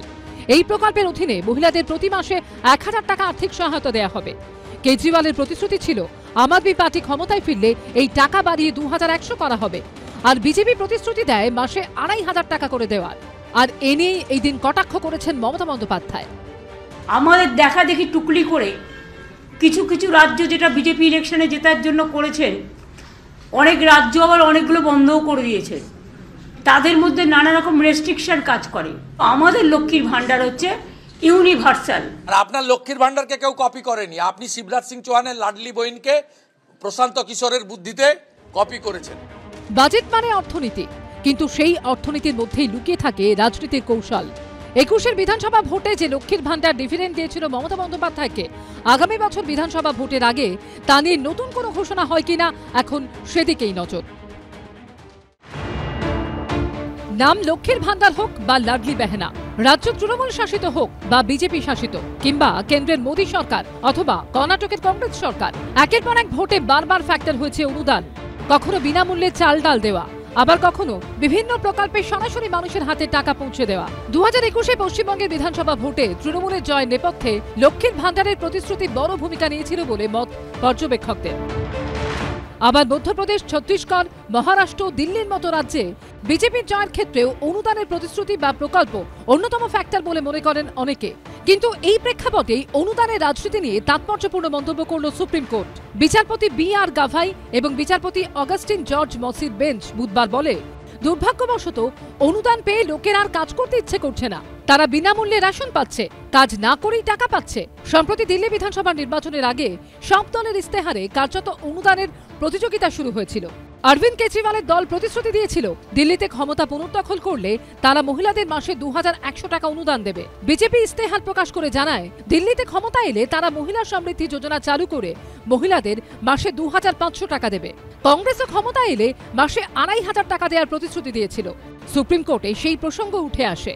বিচারপতি বি.আর. গাভাই এবং বিচারপতি অগাস্টিন জর্জ মসির বেঞ্চ পর্যবেক্ষণে বলে, বিচারপতিদের টাকা দেওয়ার প্রসঙ্গ উঠলেই রাজ্যগুলো মাঝে মাঝে আর্থিক সংকটের কথা বলে। যদিও ভোটের সময় লাড়কি বেহেন বা এই ধরনের অনুদানের প্রতিশ্রুতি দেখা যায়। দিল্লিতে ভোটে জিততে 2,100 বা 2,500 টাকা দেওয়ার প্রতিশ্রুতি দেওয়া হয়েছিল। তৃণমূল বারবার দাবি করে এ রাজ্যে লক্ষ্মীর ভান্ডারের মতো প্রকল্প চালু করে তারা পথ দেখিয়েছে। অন্যদিকে বিজেপি এ রাজ্যে ক্ষমতা এলে তৃণমূলের থেকেও বেশি অনুদানের প্রতিশ্রুতি দিয়েছে। ভোটের জন্য বিভিন্ন দলের মধ্যে দর হাঁকাহাঁকির এই প্রবণতা নিয়ে সুপ্রিম কোর্টের পর্যবেক্ষণ যথেষ্ট তাৎপর্যপূর্ণ বলেই মনে করা হচ্ছে। বিচারপতি চেয়ারে বসে ফিলোসফিক্যাল কথা বলার অধিকার তো কেড়ে নেয়নি কেউ, তো বিচারকও ফিলোসফিক্যাল হয়েছেন। নানা দার্শনিক মন্তব্য সকলের অধিকার আছে বলার, কিন্তু এই কথাটা বলার মধ্যে তো কোনো আইনের পরিভাষা নেই। এটা হচ্ছে একটা দার্শনিক মন্তব্য। একদিকে যেমন সাধারণ মানুষ যারা গরিব তাদের প্রতি কেন্দ্রের স্নেহের হাত আছে, অন্যদিকে যারা কর্মসংস্থানের মাধ্যমে কর্মসংস্থান জেনারেট করছে, জব ক্রিয়েট করছে, তাদের জন্য কেন্দ্রের ব্যবস্থা আছে। এবং আমরাও মনে করি যে শুধুমাত্র দান ছত্র খুলে রাখলে হবে না, সেই দান ছত্র চালানোর জন্য রিসোর্স লাগবে, রোজগার করতে হবে। যে অশোকদা বললেন যে প্রত্যেক বছর আমরা দেখতে পাই যে বাজেটে দাবি করা হচ্ছে যে কেন্দ্রীয় হারের থেকেও বেশি হারে নাকি বাংলার অর্থনীতি বাড়ছে। তাহলে অর্থনীতি যদি বাড়ে তাহলে পরে আমাদের লোন নিতে হচ্ছে কেন বারবার? তাহলে অর্থনীতি বাড়লে তো রোজগার হবে রাজ্য সরকারের, উল্টে রাজ্য সরকার অন্যকে লোন দেওয়ার মতো জায়গায় পরিস্থিতিতে পৌঁছে যাওয়ার কথা। কিন্তু আমরা দেখতে পাচ্ছি কেন্দ্রের কাছ থেকে হাত পেতে এবং মার্কেট থেকে লোন নিতে হচ্ছে আমাদের রাজ্য সরকারকে, যা পরিষ্কার প্রমাণ করছে যে শুধুমাত্র দান ছত্র খুলে রাখলেই হবে না, দান ছত্রের জন্য এই টাকা যাতে রাজ্যের কোষাগারে ঢোকে তার ব্যবস্থা করতে হয়। মদের উপর ভরসা করে কতদিন চলবেন? সুপ্রিম কোর্টের পর্যবেক্ষণকে হাতিয়ার করে তৃণমূল বিজেপিকে নিশানা করেছে সিপিএম। যেন আমি দাদন দিচ্ছি, যেন আমি পাইয়ে দিচ্ছি, যেন মানুষ প্রজা, যেন সরকার রাজা। আমি দিলাম এই গোছাটা ভাব ভোট, সেটা বারণ করছে যে না, বরং মানুষকে ইকোনমিক্যালি আপলিফট করো, সোশ্যালি আপলিফট করো। কংগ্রেস বলছে এই জন্যই তারা ক্ষমতায় থাকাকালীন 100 দিনের কাজের প্রকল্প চালু করেছিল, যেখানে গরিব মানুষের অন্যের সংস্থান করে দেওয়া হয়েছিল তাদের কাজ করার মধ্যে দিয়েই। চাকরির বা কর্মের ব্যবস্থা করার জন্য মানরেগা চালু করেছিল ইউপিএ সরকার, এবং সেটাকে ফলো করে বিভিন্ন আঞ্চলিক এই যে দোকানদাররা আছে, মমতা ব্যানার্জি, ইভেন ভারতীয় জনতা পার্টি, অরবিন্দ কেজরিওয়াল, বিভিন্ন রাজ্যে এই যে আঞ্চলিক দোকানদাররা আছে তারা শুরু করে দিল ডোল পলিটিক্স। আজকে কিন্তু মহামান্য আদালত পরিষ্কার করে বুঝিয়ে দিল যে সোশ্যাল ওয়েলফেয়ার স্কিম আর ডোল পলিটিক্স করে ভোট কেনা আর সোশ্যাল ওয়েলফেয়ার স্কিম মানুষকে কাজের ব্যবস্থা করে দেওয়া, এর মধ্যে কতটা নীতিগত তফাৎ আছে। কেউ বলেন জনমুখী, কেউ জনমোহিনী, নিজে দিলে এক, অন্য দিলে আরেক। খয়রাতির রাজনীতি নিয়ে আলোচনা বিতর্ক অনেক দিনের, তেমনি আরেকটা বিষয় নিয়েও যুগ যুগ ধরে চর্চা চলে, ঘাটাল মাস্টার প্ল্যান। গত বছর এই 12ই ফেব্রুয়ারি হুগলির আরামবাগের সভায় দেবকে পাশে বসিয়ে মমতা বন্দ্যোপাধ্যায় আশ্বাস দিয়েছিলেন রাজ্য সরকারের টাকায় ঘাটাল মাস্টার প্ল্যান বাস্তবায়িত করা হবে। ঘাটাল মাস্টার প্ল্যানের কথা দেব আমাকে বলেছে, দেব যখন আমার কাছে আবদার করেছে, দিদি ভাইকে তো ফেরাতে পারে না, ঘাটাল মাস্টার প্ল্যান আমরা তৈরি করছি। ঘটনাচক্রে আরও এক 12ই ফেব্রুয়ারি অর্থাৎ প্রতিশ্রুতির বর্ষপূর্তিতে ঘাটাল মাস্টার প্ল্যানেও 500 কোটি টাকা বরাদ্দ করল রাজ্য সরকার। ঘাটাল মাস্টার প্ল্যান প্রতি বছর বন্যা হয়, হাওড়া ভাসে, হুগলি ভাসে, মিদনাপুর পূর্ব ভাসে, মিদনাপুর পশ্চিম ভাসে। ঘাটাল মাস্টার প্ল্যানে 1,500 কোটি টাকা খরচ হবে। তার মধ্যে ইতিমধ্যেই আমরা 500 কোটি টাকা বরাদ্দ রেখেছি আর 340 কোটি টাকা অলরেডি খরচ করা হয়ে গেছে। বলে বলে কেন্দ্রীয় সরকারের কাছে যখন কিছু পায়নি তখন মুখ্যমন্ত্রীকে ধন্যবাদ জানিয়েছেন ঘাটালের তৃণমূল সাংসদ দেব।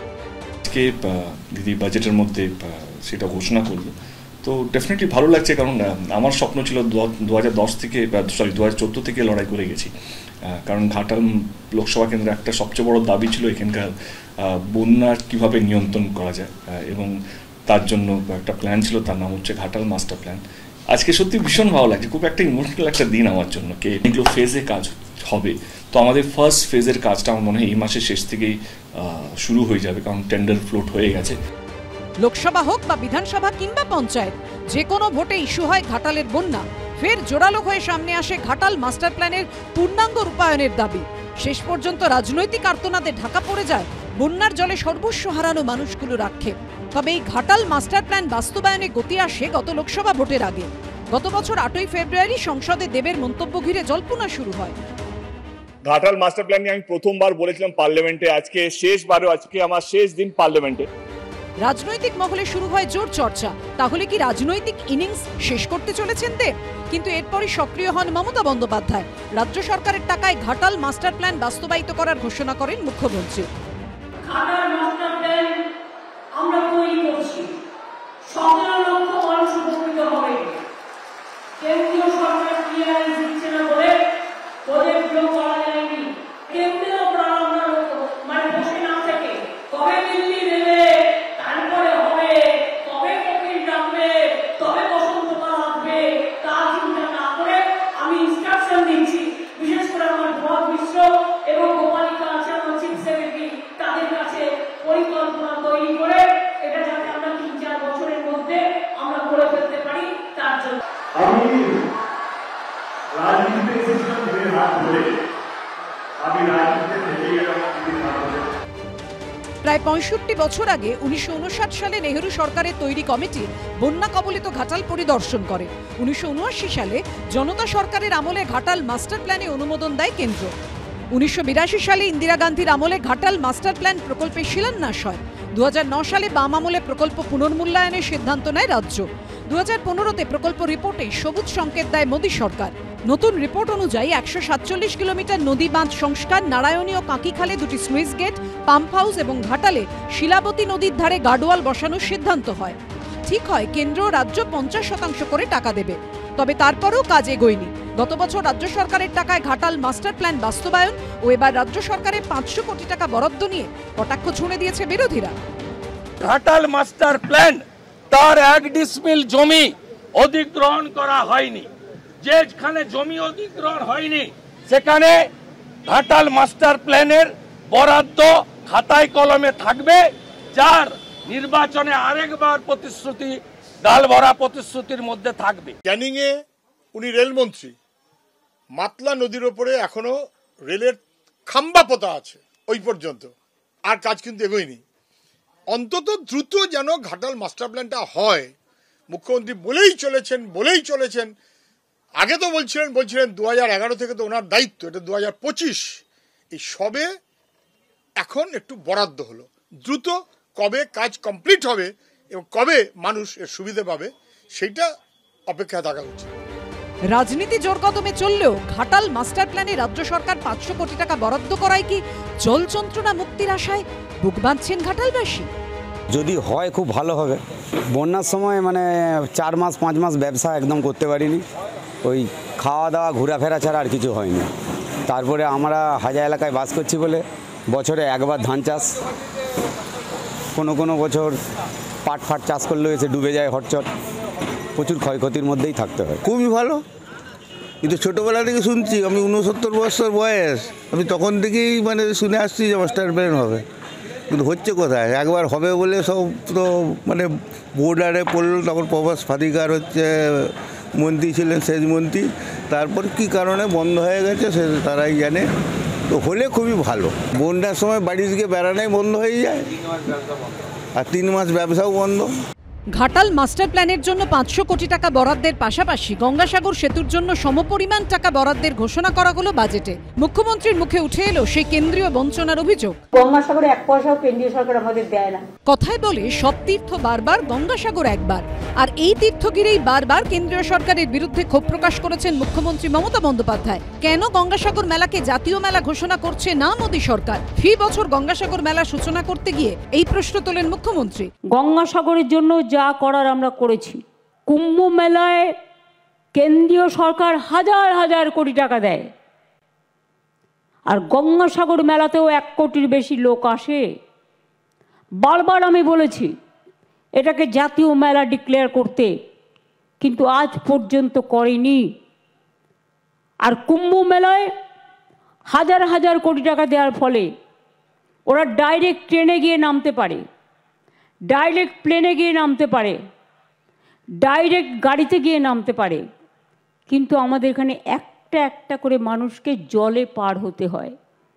এটা কত টাফ। বুধবার বাজেটে গঙ্গাসাগরে সেতু তৈরি করতে ৫০০ কোটি টাকা বরাদ্দ করার ঘোষণা করেন মুখ্যমন্ত্রী। পাশাপাশি বিজেপি শাসিত উত্তরপ্রদেশে কুম্ভ মেলার প্রসঙ্গ টেনে কেন্দ্রের বিরুদ্ধে গঙ্গাসাগরের প্রতি বঞ্চনার অভিযোগেও সরব হন তিনি। মহাকুম্ভে অনেক টাকা দিলেও আমি খুশি হই, আমার কোনো আপত্তি নেই, যে যেখানে যেটা পাওয়া দরকার পাক, কিন্তু গঙ্গাসাগরে 1 পয়সাও কেন্দ্রীয় সরকার আমাদের দেয় না।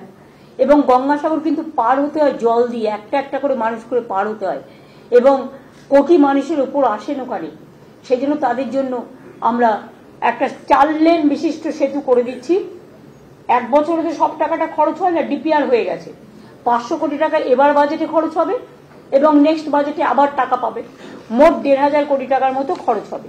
অসত্য বাজেট, এবং এরা সুন্দর সাগরে ব্রিজ করবেন, অমুক করবেন। আপনারা জানেন জাতীয় জলপথ, ইনল্যান্ড ওয়াটারওয়েজ, এই জাতীয় জলপথের ক্ষেত্রে কেন্দ্রীয় সরকারের এবং ইনল্যান্ড ওয়াটার অথরিটির, তাদেরই অথরিটি, ফোল্ডার ব্রিজ ছাড়া ব্রিজ করা যায় না। তাদের এই বাজেটের যে প্রতিশ্রুতি, 26 সালে নির্বাচনের আগে একটা কাজও কমপ্লিট করতে পারবে না। গঙ্গাসাগরের সেতু হবে, তার জন্য 500 কোটি টাকা রাজ্য সরকার বরাদ্দ করেছে। এটাও দ্রুত হওয়া উচিত। 11 থেকে 14 বছর পার হয়ে গেল।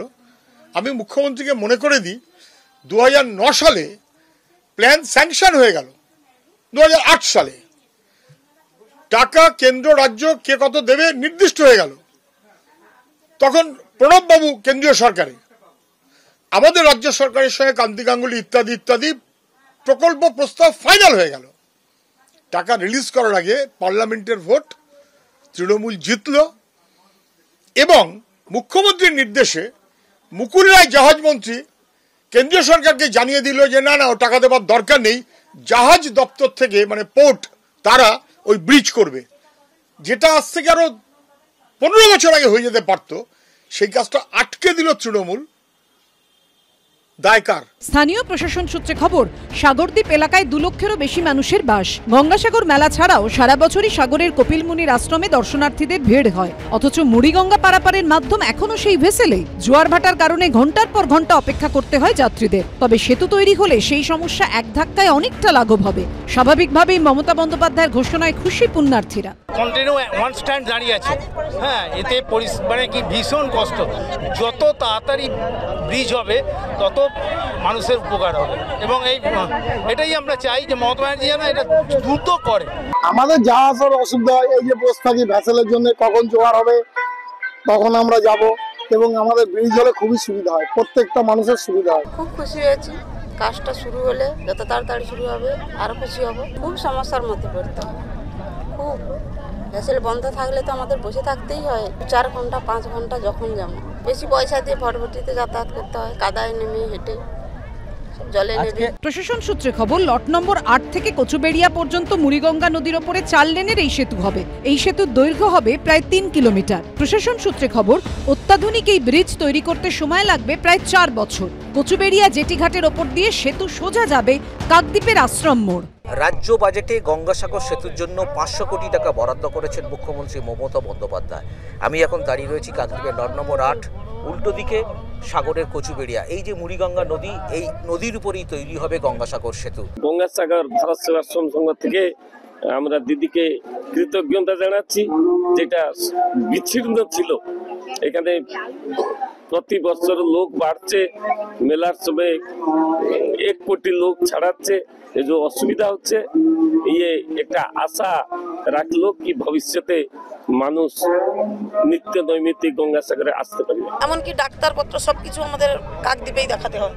তখন আমরা অসুবিধায়, যখন একটা পেশেন্ট কিংবা একটা প্রসূতি মাকে নিয়ে যাওয়ার সময় হলে আমরা খুব হ্যাপা পাই, কারণ নদীতে জল না থাকলে বোটও আসতে চায় না। খুবই সমস্যার মধ্যে আমাদের এখানে দিন কাটানো হচ্ছে। তো এটা যদি মানে ব্রিজ যদি হয়ে যায়, আমাদের এই দিক থেকে অনেকটা সুবিধা হবে। রাজ্য সরকারি কর্মীদের মহার্ঘ ভাতা বাড়ল, বাংলার বাড়ি প্রকল্পে বাড়ল উপভোক্তার সংখ্যা, গ্রামীণ রাস্তায় বিপুল বরাদ্দের ঘোষণা। 2026-এর বিধানসভা ভোটের আগে শেষ পূর্ণাঙ্গ বাজেটে মমতা বন্দ্যোপাধ্যায় নজরে গ্রাম বাংলা। গ্রামোন্নয়নের উপরে জোর দিলেন মুখ্যমন্ত্রী। সবচেয়ে বেশি 44,139 কোটি টাকা বরাদ্দ করা হল পঞ্চায়েত ও গ্রামোন্নয়ন দফতরে। মোদী সরকারের বাজেটে 12 লক্ষ টাকা পর্যন্ত রোজগারে আয়কর ছাড়ের ঘোষণার পর নজরে ছিল মমতা বন্দ্যোপাধ্যায় বাংলার বাজেটে কি চমক দেন সেদিকে। দিনের শেষে দেখা গেল বাড়ি থেকে রাস্তা, নদী ভাঙন, সেতুর মতো একেবারে গ্রামীণ ইস্যুর উপরে জোর দেওয়া হলো রাজ্য বাজেটে। বাংলার বাড়ি প্রকল্পে অতিরিক্ত 16 লক্ষ উপভোক্তাকে এই প্রকল্পের আওতায় আনতে 9,600 কোটি টাকা বরাদ্দ করলেন মুখ্যমন্ত্রী। 37,000 কিলোমিটার গ্রামীণ রাস্তা তৈরির জন্য 1,500 কোটি টাকা বরাদ্দ করল রাজ্য সরকার। মালদা, মুর্শিদাবাদ, নদিয়ার মতো জেলায় ভয়াবহ আকার নিয়েছে নদী ভাঙনের সমস্যা। এবারে রাজ্য বাজেটে নদী ভাঙন রোধে 200 কোটি টাকা বরাদ্দ করা হলো। নদী ও বড় জলাভূমির মধ্যে সংযোগ স্থাপন করে মানুষের জীবিকা ও কর্মসংস্থানের সুযোগ তৈরি করতে নদী বন্ধন নামে নতুন এক প্রকল্পের ঘোষণা করা হলো বাজেটে। বরাদ্দ করা হলো 200 কোটি টাকা। ঘাটাল মাস্টার প্ল্যানে 500 কোটি টাকা বরাদ্দ করল সরকার। গঙ্গাসাগরে সেতুর জন্য 500 কোটি টাকার কথা বলা হয়েছে। আপনারা যদি দেখেন বাজেটটা ভালো করে দেখেন, তাহলে দেখবেন ইলেকশন আসলে ওরা একরকম কথা বলে, কিছু প্রতিশ্রুতি দেয়, কিন্তু ইলেকশনের পরে প্রতিশ্রুতি থাকে না, প্রতিশ্রুতিটা প্রতিচ্যুত হয়ে যায়। কিন্তু আমাদের বাজেটে আমরা সেটা করি না। আমরা যেটা বলি, আমাদের যা ফান্ড পারমিট করে আমাদের নিজের রাজস্ব থেকে। এখন একটাই ট্যাক্স, জিএসটি ট্যাক্স, সবটাই তুলে নিয়ে যায় কেন্দ্র, কিন্তু আমাদের ভাগ্যে যেটা পাওয়া উচিত সেটা কিন্তু আমাদের দেওয়া হয় না। এই বাজেটে একটিও কর্মসংস্থানের কথা নেই। আগামী 26 সালে পূর্ণাঙ্গ বাজেট ভারতীয় জনতা পার্টি করবে, ভারতীয় জনতা পার্টির সরকার করবে। প্রত্যেক বাড়িতে, যে বাড়িতে চাকরি নেই, একটি করে চাকরির প্রতিশ্রুতি বিজেপির এমএলএরা এলওপির নেতৃত্বে বাংলার বেকার যুবক যুবতীদের। এটা তৃণমূল কংগ্রেস সরকারের 15তম এবং শেষ বাজেট। এই সরকার যে দেউলিয়া ছবি তুলবে, আরে যাবেন কোথায়, ছত্রে প্রমাণিত। সাম্প্রতিক অতীতে একাধিকবার ধান কেনা নিয়ে দুর্নীতির অভিযোগ সামনে এসেছে। এবার রাজ্য বাজেটে 200 কোটি টাকা ব্যয়ে ধান কেনার জন্য নতুন কেন্দ্র তৈরির ঘোষণা করেছে রাজ্য সরকার। পাশাপাশি 200 কোটি টাকা খরচ করে আরো 350টি সুফল বাংলা স্টল তৈরির ঘোষণা রয়েছে বাজেটে। আশা ও অঙ্গনওয়াড়ি কর্মীদের মোবাইল ফোন দিতেও 200 কোটি টাকা বরাদ্দ করেছে সরকার। মোবাইলের দাবি আমাদের দীর্ঘদিনের দাবি ছিল, শুধু মোবাইল নয়, তার রিচার্জ করার জন্য বর্তমান বাজার দরের যে নেট প্যাক লাগে সেটা সহ এ দাবি আমাদের ছিল। আজকের বাজেটে দেখলাম অত্যন্ত হতাশাজনক। বাজেটে 2025-26 অর্থবর্ষের জন্য কৃষি ও কৃষি বিপণনে 10,426 কোটি টাকা, স্বাস্থ্যে 21,355 কোটি টাকা, উচ্চশিক্ষায় 6,593 কোটি টাকা, খাদ্য সরবরাহে 9,944 কোটি টাকা, স্বরাষ্ট্র ও পার্বত্য বিষয়ক দফতরে 14,817 কোটি, জনস্বাস্থ্য কারিগরি দফতরে 11,636 কোটি টাকা এবং উত্তরবঙ্গ উন্নয়নে 866 কোটি টাকা বরাদ্দ করা হয়েছে। মমতা বন্দ্যোপাধ্যায়ের তৃতীয় সরকারের শেষ পূর্ণাঙ্গ বাজেটের নজর যে গ্রামের দিকে তা স্পষ্ট হয়ে গেছে। এই গ্রামীণ ভোটই বারবার তৃণমূলকে জিতিয়ে এনেছে। শহরে ভোটারদের একটা বড় অংশ মুখ ফিরিয়ে নিলেও গ্রাম কিন্তু বারবার তৃণমূলের সঙ্গে থেকেছে। পঞ্চায়েত ভোট থেকে বিধানসভা ও লোকসভা ভোটের ফলাফল থেকে তা স্পষ্ট হয়ে গেছে। তাই 2026 সালের বিধানসভা ভোটের আগে সেই গ্রামীণ ভোট ব্যাংকেই আরো বেশি করে শক্তপোক্ত করতে চাইলেন মমতা বন্দ্যোপাধ্যায়। গ্রামোন্নয়নের জন্য বরাদ্দ করা হয়েছে 44,139 কোটি 65 লক্ষ টাকা, যা সর্বোচ্চ। বরাদ্দ বেড়েছে প্রায় 14.5 গুণ। কৃষিতে 10,000 কোটি টাকা, বরাদ্দ বৃদ্ধি হয়েছে প্রায় 36 গুণ। পথশ্রী প্রকল্পে গুরুত্ব দেওয়া হয়েছে। 2025-26 অর্থবর্ষে বাংলার বাড়ি প্রকল্পের জন্য বরাদ্দ করা হয়েছে 15,456 কোটি টাকা। কৃষক বন্ধু প্রকল্পের জন্য 5,781 কোটি টাকা, শস্য বীমা যোজনার জন্য 1,313 কোটি টাকা, স্বাস্থ্য সাথী প্রকল্পের জন্য 1,858 কোটি টাকা। ভৌগোলিক ব্যবস্থাটা দেখে এবং বিশেষ করে জেলাগুলোকে প্রাধান্য দিয়ে গ্রামীণ অর্থনীতি এবং গ্রামীণ শহরের অর্থনীতি, কলকাতার অর্থনীতি, শহর এবং গ্রামকে মিলিয়ে দিয়ে এটা হচ্ছে প্রত্যেকটা রাস্তার দুপাশ ধরে ইন্ডাস্ট্রি তৈরি হবে। প্রত্যেকটা রাস্তার দুপাশ ধরে মানচিত্র করা হয়েছে, land map, land use policy করা হয়েছে। এই বাজেট উত্তরবঙ্গ জঙ্গলমহল এবং সুন্দরবন বিরোধী বাজেট। মালদা থেকে, গৌড় থেকে আলিপুরদুয়ার, কোচবিহার, তার জন্য এই বাজেটে কোনো প্রস্তাবনা নাই। এই বাজেট কৃষক বিরোধী বাজেট। এই বাজেটের যে প্রতিশ্রুতি 26 সালে নির্বাচনের আগে একটা কাজও কমপ্লিট করতে পারবে না। এই দিন বাজেট পেশের একেবারে শেষ থেকে ওয়াকআউট করে বিজেপি। মমতা বন্দ্যোপাধ্যায় লেখা একটি কবিতা পাঠ করে বাজেট ঘোষণা শেষ করেন অর্থমন্ত্রী চন্দ্রিমা ভট্টাচার্য। 2026-এর বিধানসভা নির্বাচনের আগে শেষ পূর্ণাঙ্গ বাজেটে প্রাপ্তি অপ্রাপ্তি নিয়ে রাজনৈতিক চাপানুতর চলছেই। তার মধ্যেই গোটা রাজ্যে আলোড়ন ফেলে দিয়েছে নিউটাউনে নাবালিকার খুন ও ধর্ষণের ঘটনা, যার বর্ণনা দিয়েছেন খোদ অভিযুক্তের স্ত্রী। পুলিশের উপস্থিতিতে স্ত্রীর সামনে নিজের কুকীর্তির স্বীকারোক্তি করেছে ধৃত টোটো চালক। ফাঁসি দিয়ে ডেড অবস্থায় মরে যায় মেয়েটা, মরে যাওয়ার পরে ওই অবস্থায় আমি রেপ করি। আপনাকে বললো এটা? ছেড়ে দেওয়ার নাম করে ওকে ওই জায়গায় নিয়ে যায়, জঙ্গলের ভিতরে নিয়ে যায়। তারপরে নেট করা ছিল, ওই নেটটাকে ছিঁড়ে উঠিয়ে তা লম্বা করে ওকে ঢুকালো। ওইখানে ঢুকিয়ে নেওয়ার পরে লাস্ট গাড়ির থেকে নামালো, নামিয়ে স্প্রিং দিয়ে গলার হাড় ভেঙে দিল, পিছনের এই হাড় ভেঙে দিয়েছিল। তারপরে গিয়ে মেয়েটাকে রেপ করে। আরও এক কিশোরীর মর্মান্তিক পরিণতির পর অবশেষে নড়ে চড়ে বসল প্রশাসন। একদিকে যেমন রাতারাতি বদলে গেল নিউ টাউনের অন্ধকার ছবিটা, তেমনি অন্যদিকে ই রিক্সা এবং টোটো চালকদের জন্য একগুচ্ছ নির্দেশিকা জারি করল বিধাননগর কমিশনারেট। পুলিশ সূত্রে দাবি, এবার থেকে ই রিক্সা এবং টোটো চালকদের নাম ঠিকানা সহ সচিত্র পরিচয়পত্র স্থানীয় থানায় জমা দিতে হবে। প্রত্যেকের নাম নথিভুক্ত করতে হবে পুলিশের কাছে। সেই সব তথ্য যাচাই করবে পুলিশ। অপরাধে জড়িত থাকার কোনো পূর্ব ইতিহাস কারোর রয়েছে কিনা তা খতিয়ে দেখা হবে। পুলিশ ভেরিফিকেশনের পর সবকিছু ঠিক থাকলে মিলবে টোটো বা ই রিক্সা চালানোর ছাড়পত্র। বৃহস্পতিবার নিউ টাউনে 14 বছরের কিশোরীকে ধর্ষণ খুনের ঘটনা ঘটে। মায়ের বকুনি শুনে অভিমানে ঘর ছেড়েছিল 8ম শ্রেণীর ছাত্রী। কল্পনাও করতে পারেনি পথে কোনো বিপদ ওঁত পেতে রয়েছে। যে ঘটনা নিউ টাউনের মতো ঝকঝকে উপনগরীতে নারী নিরাপত্তা নিয়ে প্রশ্ন তুলে দিয়েছে। এই প্রেক্ষাপটে বিধাননগর কমিশনারেট জানিয়েছে, টোটো বা ই রিক্সা চালকদের পুলিশের তরফে একটি পরিচয়পত্র দেওয়া হবে, যার একটি কপি টোটোর গায়ে সাঁটা থাকবে, আরেকটি কপি পুলিশের কাছে এবং তৃতীয় কপিটি জমা থাকবে পরিবহন দফতরে। কিন্তু কেন এই নির্দেশিকা? পুলিশ জানিয়েছে, রেজিস্ট্রেশন না থাকায় অনেকেই বাইরে থেকে এসে ভাড়া নিয়ে থাকছেন এবং টোটো বা ই রিক্সা চালাচ্ছেন। কোনো অপরাধ করে পালিয়ে গেলে তাদের সম্পর্কে কোনো তথ্য পুলিশের কাছে থাকছে না। এই সমস্ত ক্ষেত্রে টোটো চালক বা ই রিক্সা চালকদের দ্রুত শনাক্ত করতেই এই ব্যবস্থা বলে জানিয়েছে পুলিশ। পরিসংখ্যান বলছে, নিউ টাউন সেক্টর 5 মিলিয়ে অন্তত 55,000 আইটি কর্মী রোজ কাজের সূত্রে এখানে যাতায়াত করেন। কিন্তু প্রদীপের নিচে থাকা অন্ধকারের মতো সেই নিউ টাউনের নিরাপত্তাতেই একটা বড়সড় প্রশ্নচিহ্ন বসিয়ে দিয়েছে এই ঘটনা। ঘটনার পর পুলিশ কিন্তু বেশি সময় নেয়নি। কেন এই কথা বলছি? যে অপরাধীর শনাক্তকরণ এবং গ্রেফতারে একটা তৎপরতা দেখা গেছে এবং সেইটার নির্দ্বিধায় প্রশংসা করতে আমার কোনো অসুবিধে নেই। কেন? দেখুন, এই প্রথমে পুলিশ করলো যে সিসিটিভি ফুটেজগুলো খতিয়ে দেখতে শুরু করলো। শনিবার দুপুরে এই টোটো চালক সৌমিত্র রায় অভিযুক্তকে আটক করা হয়, তারপর তাকে গ্রেফতার করা হয়। অর্থাৎ হিসেব করলে দেখতে পাচ্ছি যে ঘটনা প্রকাশ্যে আসা জানাজানি হওয়ার 30 ঘন্টার মধ্যে অভিযুক্তকে পুলিশ পাকড়াও করেছে। আবার বলছি যে এই তৎপরতা নিঃসন্দেহে প্রশংসার যোগ্য। কিন্তু আমার প্রশ্ন হলো, গোটা ঘটনাটার সূত্রপাত হয়েছে 11:10, মানে 11:10 টোটোতে নাবালিকা উঠছে। তারপর সবথেকে বড় কথা সলিলদা, যখন যেদিন এই ঘটনাটা ঘটেছে আমরা প্রত্যেকে জানি যে সেদিন বিশ্ববঙ্গ সম্মেলন মানে বিজিবিএস চলছে। দেশ বিদেশের শিল্পপতিরা, সমাজের ক্রিম অফ দ্য সোসাইটি, রাজ্য সরকারের তাবড় শীর্ষ নেতা, পুলিশের বড় কর্তারা, আমলারা গোটা দিন ওই এলাকায় যাতায়াত। এবং আমরা প্রত্যেকে জানি যারা ওই এলাকায় যাতায়াত করি যে বিজিবিএস উপলক্ষে একদম ঝকঝকে আলোর মালায় মুড়ে দেওয়া হয়েছে। সিকিউরিটি অন্য সাধারণ অবস্থার থেকে বেশি ছিল।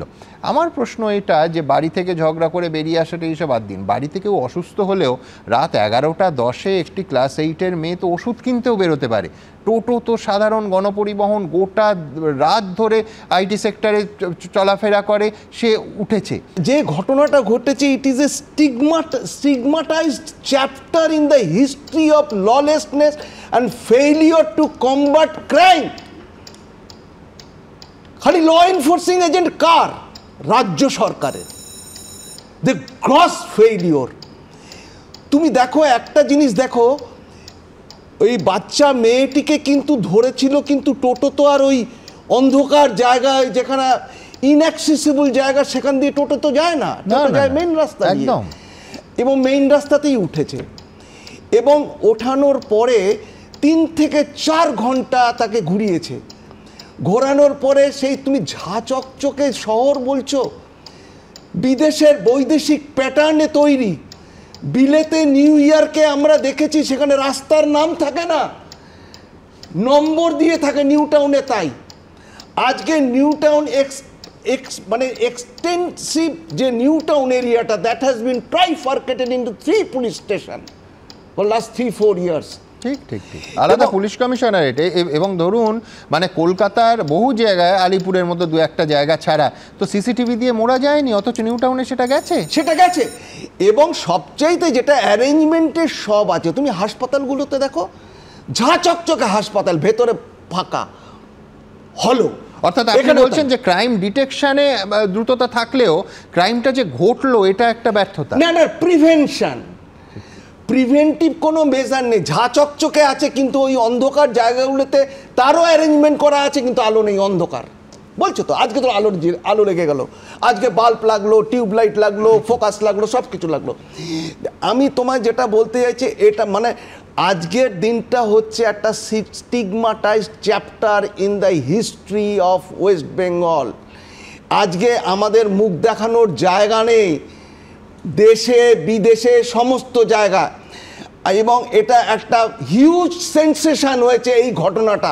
অসময় উন্নয়নটা থাকার ফলে যেটা হয় তার ফলেই এই যে পুলিশি নিরাপত্তা, যেখানে আমরা পুলিশের ক্ষেত্রে ঠিক বলেছেন, কিন্তু আমি বলছি এই বৈপরীত্য সভ্যতার একটা মানে লক্ষণ। আমি বলছি এই রাসবিহারী মোড়েও আপনি যদি যান ওই বিরাট বিরাট বাড়িগুলোর পেছনে অংশে কিন্তু যেখানেই থাকে সেখানে এই ধরনের অপরাধের আতুরঘরগুলো তৈরি হয়। এবং এটা গোটা ভারতবর্ষ যদি আমরা দেখি, যেখানে যেখানে এরকম ডেভেলপিং, আপনি ভারতবর্ষ বলছেন, আমি বলছি মুম্বাইয়ের ধারাবি বস্তি গোটা এশিয়ার সব থেকে বড় বৃহত্তম জনবসতি। আমি বলছি সেইখানে অটোতে একটা ঘটনা গত কয়েক বছরে দেখান, রাত 3টের সময় মুম্বাইয়ে মেয়েরা কাজ ছেড়ে বাড়ি ফেরে, সৈফ আলী খান ছুরি খেলে অটোতে ওঠেন। আমি বলছি একটা ঘটনা নেই, কিন্তু তার কারণ একই সঙ্গে আপনি অযোধ্যাটাও দেখুন। অযোধ্যায় গত সপ্তাহে ঘটেছে যে ঘটনা, যে মেয়েটিকে পাওয়া গিয়েছে এরকম করে মেরে নালায় ফেলে দিয়েছিল। খারাপ উদাহরণ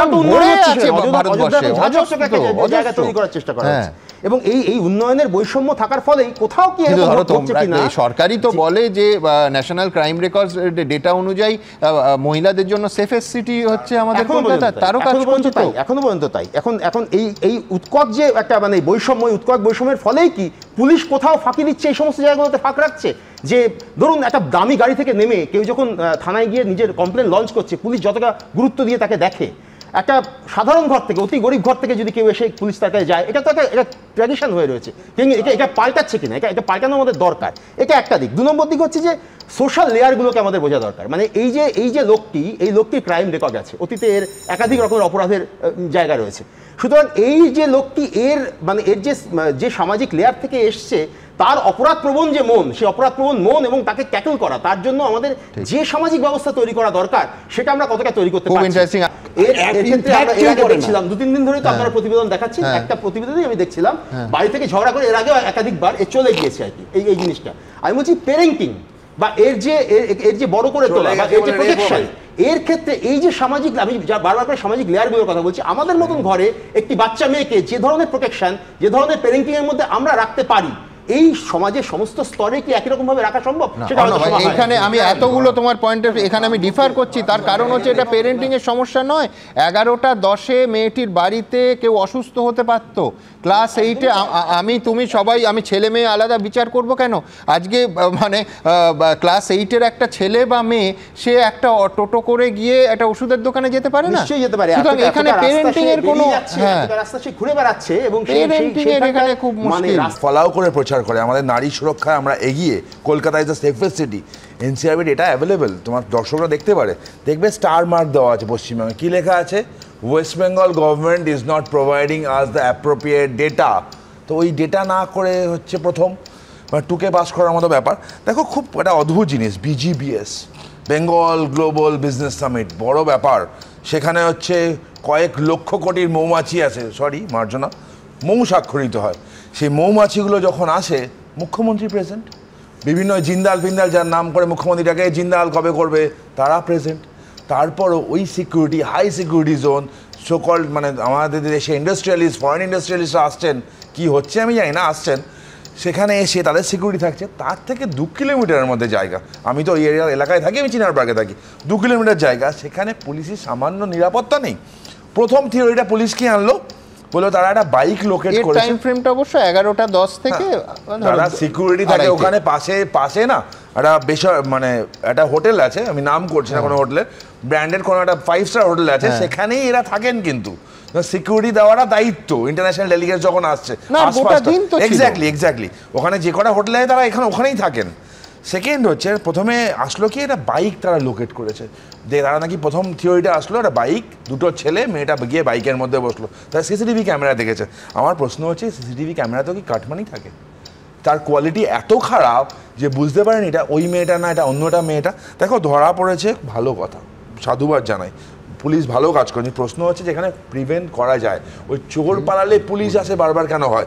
নিউ টাউন একটা মডার্ন জায়গা, স্মার্ট সিটি হওয়ার জন্য কেন্দ্র থেকে বিপুল পরিমাণে টাকা ওখানে এসছে ইনফ্রাস্ট্রাকচার ডেভেলপ করার জন্য, হয়নি কেন? কদিন আগে তো আমরা দেখলাম আরজি করের ঘটনা, সেখানে ওয়ার্ক প্লেসের মধ্যেই যাওয়া হওয়ার হয়েছে। প্রত্যেকের যে নিজস্ব গাড়ি আছে, বাইক আছে তা তো নয়। আমার মতন মধ্যবিত্ত লোকজন যারা হয়তো মাস গেলে 10, 12, 14, 15 হাজার টাকা মাইনে দেয়, তাদেরকে পাবলিক ট্রান্সপোর্টে ভরসা করতেই হবে, সে রাত 12টা হোক কিংবা রাত 1টা হোক। তাতে যদি উঠে আমাকে এই রকম সমস্যার সম্মুখীন হতে হয়, তাহলে এরপর থেকে লোকজন তাহলে কি করবে? লোকজন চাকরি বাকরি করবে না। গোটা নিউ টাউন কার্যত সিসি ক্যামেরায় মোড়া, কিন্তু যেখান থেকে নাবালিকার মৃতদেহ উদ্ধার হয়েছিল রাতে সেই জায়গাটা কার্যত জনশূন্য থাকে। পোস্ট থাকলেও তাতে আলো জ্বলে না, নেই সিসি ক্যামেরাও। এই বিভৎস ঘটনার পর সেখানে পৌঁছে আমরা দেখেছিলাম সেখানে কোনো আলোই নেই। পুলিশ এখন যেখানে নাকি 55% হচ্ছে সিভিক ভলেন্টিয়ার, তারা কোনো ট্রেন্ড না, লোকবলের অভাবের দরুন তাদের দিয়েও কাজ করে। এখন আনট্রেন্ড ছেলে যে নাকি মাইনাও অনেক কম, তার কাছ থেকে কাজের গুণবত্তা তো সেটা পাবে না। এবিপি আনন্দে এই ছবি সম্প্রচারিত হওয়ার পর বুধবার দেখা যায় অনেকটাই পাল্টে গিয়েছে ছবিটা। নিউ টাউনে দিকে দিকে আগাছা পরিষ্কার করা হচ্ছে, জ্বলছে আলো। এদিন দ্বিতীয়বার ঘটনাস্থলে আসেন ফরেন্সিক আধিকারিকরা। কাঁটাতারে রেলিংয়ের উচ্চতার পাশাপাশি রেলিং থেকে ঘটনাস্থলের দূরত্ব মেপে দেখেন তারা। নিউ টাউনে যে জঙ্গল ঘেরা যে জায়গা রয়েছে, যে জায়গায় অপরাধের ঘটনাটি ঘটে, সেই ঘটনাস্থলে আবারও নমুনা সংগ্রহের জন্য ফরেন্সিক টিম এবং স্টেট ফরেন্সিক সায়েন্স ল্যাবরেটরির সদস্যরা তারা এসছেন এবং এসে যে জায়গায় ঘটনাস্থল, সেই ঘটনাস্থল থেকে বিভিন্ন নমুনা আরও সংগ্রহ করলেন তারা। এবং পাশাপাশি যে বিষয়টা দেখতে পেলাম সেটি হচ্ছে যে জায়গার নেটটি কাটা অবস্থায় রয়েছে, সেইখান থেকে কতটা ভেতর দিকে নিয়ে যাওয়া হয়েছিল, অর্থাৎ অপরাধের জন্য কোন জায়গাটাকে অর্থাৎ ভেতর দিকে অনেকটা বেছে নিয়েছিল, তার দূরত্ব কতটা রয়েছে, নেট কতটা অংশ কাটা রয়েছে এবং এই যে নেট তার উচ্চতা কতটা, অর্থাৎ এই তদন্তের জন্য এই সমস্ত একাধিক বিষয়গুলো অত্যন্ত প্রয়োজন এবং সেই কারণে এই সমস্ত নমুনা সংগ্রহ করলেন ফরেন্সিক আধিকারিকরা। এর আগেও তারা এখানে এসেছিলেন এবং এসে এখান থেকে বেশ কিছু নমুনা সংগ্রহ করেছিলেন এবং সেই সংগ্রহ করা নমুনার সঙ্গে মিলিয়ে দেখার পরবর্তীকালে দ্বিতীয়বার আবারও ফরেন্সিক টিম তারা এখানে ইনভেস্টিগেশন চলছে। কি নমুনা সংগ্রহ করলেন? চলছে সেটা। এই জঘন্য অপরাধের ঘটনায় ধৃত টোটো চালকের মা ছেলের কঠোর শাস্তির দাবি করেছেন। ও সাজা পাক, ও যা কাজ করেছে ওর শাস্তি পাওয়া উচিত। মা হিসেবে ও শাস্তি পাবে, এর কোনো ক্ষমা নেই। সব থেকে বেশি ব্যবহৃত গণপরিবহন হচ্ছে টোটো। আমি যেই জন্য মুম্বাইয়ের ঘটনাতে দিলাম যে অটোতে রাত 3টে, রাত 3:30, 4টের সময় উঠতেও মুম্বাইবাসীকে ভাবতে হয় না। জলপাইগুড়ির ঘটনা এইমাত্র দেখালাম। আমি বলছি যে ঘটনাই ঘটুক, আলটিমেটলি আপনিও হয়তো যখন বাড়ি ফিরবেন যে নিউ টাউনের মধ্যবিত্তকে টোটোর ওপর নির্ভরশীল হতেই হবে, সবসময় বাস থাকে না। এবং সেইখানে কতটা শকিং এই ঘটনা, এবং এই ঘটনার মানে নিউ টাউনের বাসিন্দা হিসেবে আপনার ইনসাইটটা কীরকম? দেখুন, প্রথমে একটা কথা বলি যে আমরা যারা নিউ টাউনে থাকি তারা দেখেছি এই বিজিবিএস এর সময় এক্স্যাক্টলি নিউ টাউনে ঠিক কীরকমভাবে সাজানো হয়েছিল। মানে সেটা না, মানে যারা দেখেননি তারা বুঝতে পারবেন না। মানে দুর্গাপুজোয় যেরকম সাজানো হয় সেরকম আমরা ভাবছিলাম মতো, এবং কী ধরনের ঠিক সিকিউরিটি, মানে কী ধরনের পুলিশ ছিলেন আমরা ভাবছিলাম। তো তাতে যা বোঝা গেল যে পুলিশের যে নিরাপত্তার ব্যাপারটা সবটাই হয়তো ভিআইপি আর ভিভিআইপিদের জন্যই থাকে। এমনিতেও তো মধ্যবিত্ত মানুষ বা গরিব মানুষ যারা, তাদের জন্য কিছু নেই কোথাওই। এটা এখানে বলে না, পৃথিবীর সর্বত্রই তো তারা অবহেলিত। কিন্তু আমি না প্রথম থেকে এটা ভাবছিলাম, এই জন্য বারবার প্রথমে তারিখটা মনে পড়ছিল না, তারপরে দেখলাম 6 তারিখেই ঘটনাটা ঘটেছে। যে যখন এই মহাসমারোহে এগুলো পালিত হচ্ছে, সাংঘাতিক আলো, সাংঘাতিক পুলিশ, এবং অদ্ভুতভাবে জানেন যে নিউ টাউনে ঢোকার মুখে যে একটা ভয়ঙ্কর জ্যাম হয় এবং বেরোবার মুখে, এই দুদিন কিন্তু সেটাও ছিল না। এমনভাবে ট্রাফিক কন্ট্রোল পর্যন্ত করা হয়েছে। তাহলে সেটাও কিন্তু করা যায়, তার মানে ইচ্ছে থাকলে। এটা আমি সেদিন বুঝলাম, আমি তাকিয়ে দেখছিলাম যে এটাও করা যায়, তার মানে সাংঘাতিক নিরাপত্তা। অথচ সেদিন রাতে আমার শুধু বারবার মনে হচ্ছে যে একটা টোটো 4 ঘন্টা বা 3 ঘন্টা ধরে ঘুরে বেড়ালো। পুলিশের যদি পেট্রোলিং থাকে তাহলে তাদের সন্দেহ হয় না যে একটা টোটো কিভাবে ধরুন সিসিটিভির যদি মনিটরিং থাকে, মানে শুধু ক্যামেরা লাগালে তো হবে না। আমি অতটা জানি না যে ওখানে তো বিধাননগর কমিশনারেটে, তাহলে আমরা যেরকম সিনেমায় দেখেছি কোথাও তো একটা দেখা হয় সমানে ঘরে বসে, সবাই তো দেখছেন, তাহলে তাদের নজরে পড়ছে না। সলিলদা সবচেয়ে ভালো বলতে পারবেন যে একটা টোটো কনস্ট্যান্ট ঘুরে বেড়াচ্ছে, তাহলে তখনই তো অ্যালার্মিং, তখনই তো গিয়ে ধরা যায় যে এই টোটোটা কেন ওখানে ঘুরছে। আমার মনে হয় এটা।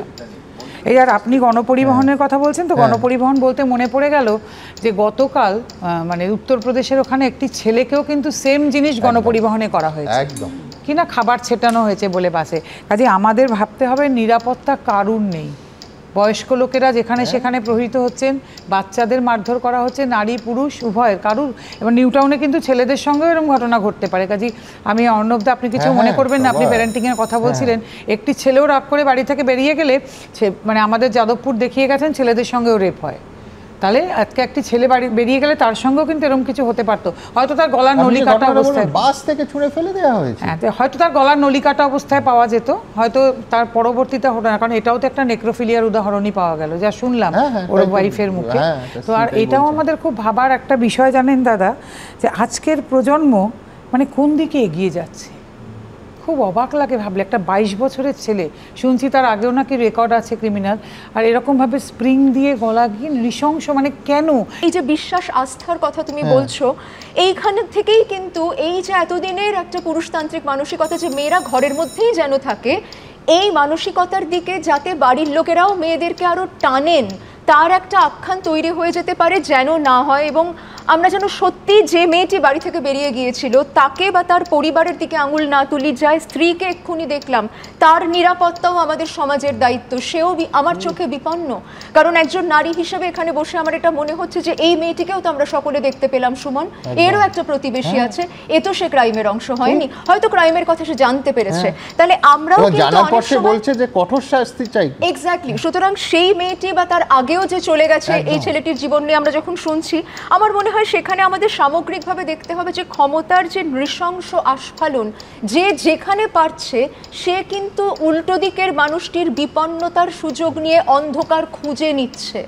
আমরা অন্ধকার খুঁজে নেওয়ার চর্চায় অনেক বেশি লিপ্ত হচ্ছি। কলকাতা পুলিশের উদ্যোগে একটা সময় কিছু কর্মশালা হয়েছিল, যেখানে সরকারি যে গাড়ির চালকরা, তাদের নিয়ে ওয়ার্কশপ হয়েছে যে তারা যদি মহিলাদের কিছুটা নিরাপত্তা দিতে পারেন। আমি নিজেও অনেক সময় তার অংশ হয়েছি, কিন্তু আমি মনে করি এটা শুধুমাত্র সরকারি গাড়ির চালক বা এই নির্দিষ্ট সংখ্যক চালকের মধ্যেই তাহলে সীমাবদ্ধ রাখলে হবে না। উদ্যোগ আছে, সদিচ্ছা আছে, কিন্তু তারও যে একটা সার্বিক প্রয়োগ, তাকে আরও এগিয়ে নিয়ে যাওয়া। হেল্পলাইন নাম্বার, এই মেয়েটিকে যখন গাড়িতে ঘোরানো হচ্ছে, আমরা যেরকম চাইল্ড হেল্পলাইন নাম্বার ইত্যাদির কথা জানি, আমরা কতজন বাচ্চাকে সেটা প্রোভাইড করছি? আমরা কি স্কুলের প্রশিক্ষণের মধ্যে তাকে রাখছি? সে একজন মাইনরকে কিডন্যাপ করা হয়েছে বা সে নিখোঁজ হয়েছে যদি অভিযোগ আসে, সঙ্গে সঙ্গে পুলিশকে ঝাঁপিয়ে পড়তে হবে, কারণ মনে করা হয় প্রতি মুহূর্তে সে তার কমফোর্ট জোন থেকে দূরে চলে যাচ্ছে এবং তার উপরে কোনো আক্রমণ আসতে পারে। এখানে ঘটনা ঘটার পরে পুলিশ সিসিটিভি দেখে অভিযুক্তকে ধরেছে, আমি কৃতিত্ব দিচ্ছি না। আমি কৃতিত্ব দিতাম তখন যদি পুলিশ জীবিত অবস্থায় ওকে উদ্ধার করতে পারতো, যেটা পুলিশ করেনি। সিসিটিভি সার্ভেলেন্স থাকা উচিত ছিল। দ্বিতীয় কথা, সলিল দ্বারা যখন চাকরি করেছেন তখন কি তারা সিসিটিভি নির্ভর ছিলেন? তখন তারা এলাকায় অপরাধ আটকাতেন না? কি করে আটকাতেন? আজকে পুলিশকে কেন শুধু সিসিটিভি এবং মোবাইল ট্র্যাকারের উপর নির্ভর করতে হয়? রাত 11:10 থেকে 2:30 পর্যন্ত টোটো ঘুরেছে, কোথাও কেউ দেখেনি। দ্বিতীয় কথা, মেয়েটিকে যেভাবে নির্যাতন করা হয়েছে, সঙ্গে কি আরো কেউ ছিল? যে কথা আরজি করার জন্য উঠেছিল, একটি মেয়ে মেয়েটি চিৎকার করলো না, তার মানে মেয়েটিকে মাদক খাওয়ানো হয়েছিল, কোনো ইনজেকশন দেওয়া হয়েছিল, অথবা কেউ চেপে ধরে বসিয়ে রেখেছিল। যদি তাই হয় তাহলে হতে পারে মেয়েটি, যেটা বলা হচ্ছে, মেয়েটি ঘুমিয়ে পড়েছিল, 2.5 ঘন্টা ধরে মেয়েটি ঘুমিয়ে পড়েছে, তাকে নিয়ে ঘুরছে, এটা বিস্ময়কর। যদি এমন হয় আরও কেউ সঙ্গে ছিল, তাহলে মনে রাখতে হবে সেই ধুরন্ধর অপরাধীরা এখন খোলা, এবং আমাদের গায়ের কাছে তারা কিন্তু নিঃশ্বাস ফেলছে। আর একটা কথা বলা প্রয়োজন, টোটো চালকদের নিয়ে ভাবার সময় এসেছে অনেক আগেই। টোটো চালকদের সম্পর্কে কোনো তথ্য থাকে না, কোথাও থাকে না, মোটর ভেহিকলস অ্যাক্টে থাকে না, কারণ মনে করা হয় এগুলো মোটর বলতে যা বোঝায় তা দ্বারা চলে না বলে মোটর ভেহিকলস অ্যাক্টে এরা নথিবদ্ধ হয় না। এরা বেশিরভাগই ইলেকট্রিক ভেহিকল। আর একটা কথা, এদের কোনো লাইসেন্স থাকে না এই ড্রাইভারদের। যে মালিক সে কিন্তু ড্রাইভার নাও হতে পারে। যেহেতু চালানোটা সহজ, সেহেতু এক একদিন এক একজন লোককে দিয়ে চালানো হয়, কাজেই এদের কোনো দায়বদ্ধতাও থাকে না। তোমরা যে কথাগুলি বলছিলে, রোজের বিনিময়ে চলে, টোটোতে উঠে বা বাসে উঠে নিশ্চিন্ত হলাম, আমরা বাসে বা ট্যাক্সিতে উঠে নিশ্চিন্ত হই, যাক ট্যাক্সিটা পেয়ে গেছি, এবার বাড়িতে চলে যাব। টোটো চালকদের ক্ষেত্রে সেটা খাটে না, কারণ তারা দায়বদ্ধ নয়, কোথাও কারো কাছে আনসারেবল নয়। তুমি যে নাম্বার প্লেট এদের কোনো পাবে না, শুধু দেখবে যে নেতা তাকে পারমিশন দিয়েছে সেই মিউনিসিপ্যালিটি বা কর্পোরেশনের একটা 10, 12, 11 এরকম একটা নম্বর থাকে। একটা জীবন শেষ, মা বাবার স্বপ্ন শেষ। প্রশাসন এই তৎপরতা আগে দেখালে হয়তো বেঁচে যেত মেয়েটা। এবিপি আনন্দ।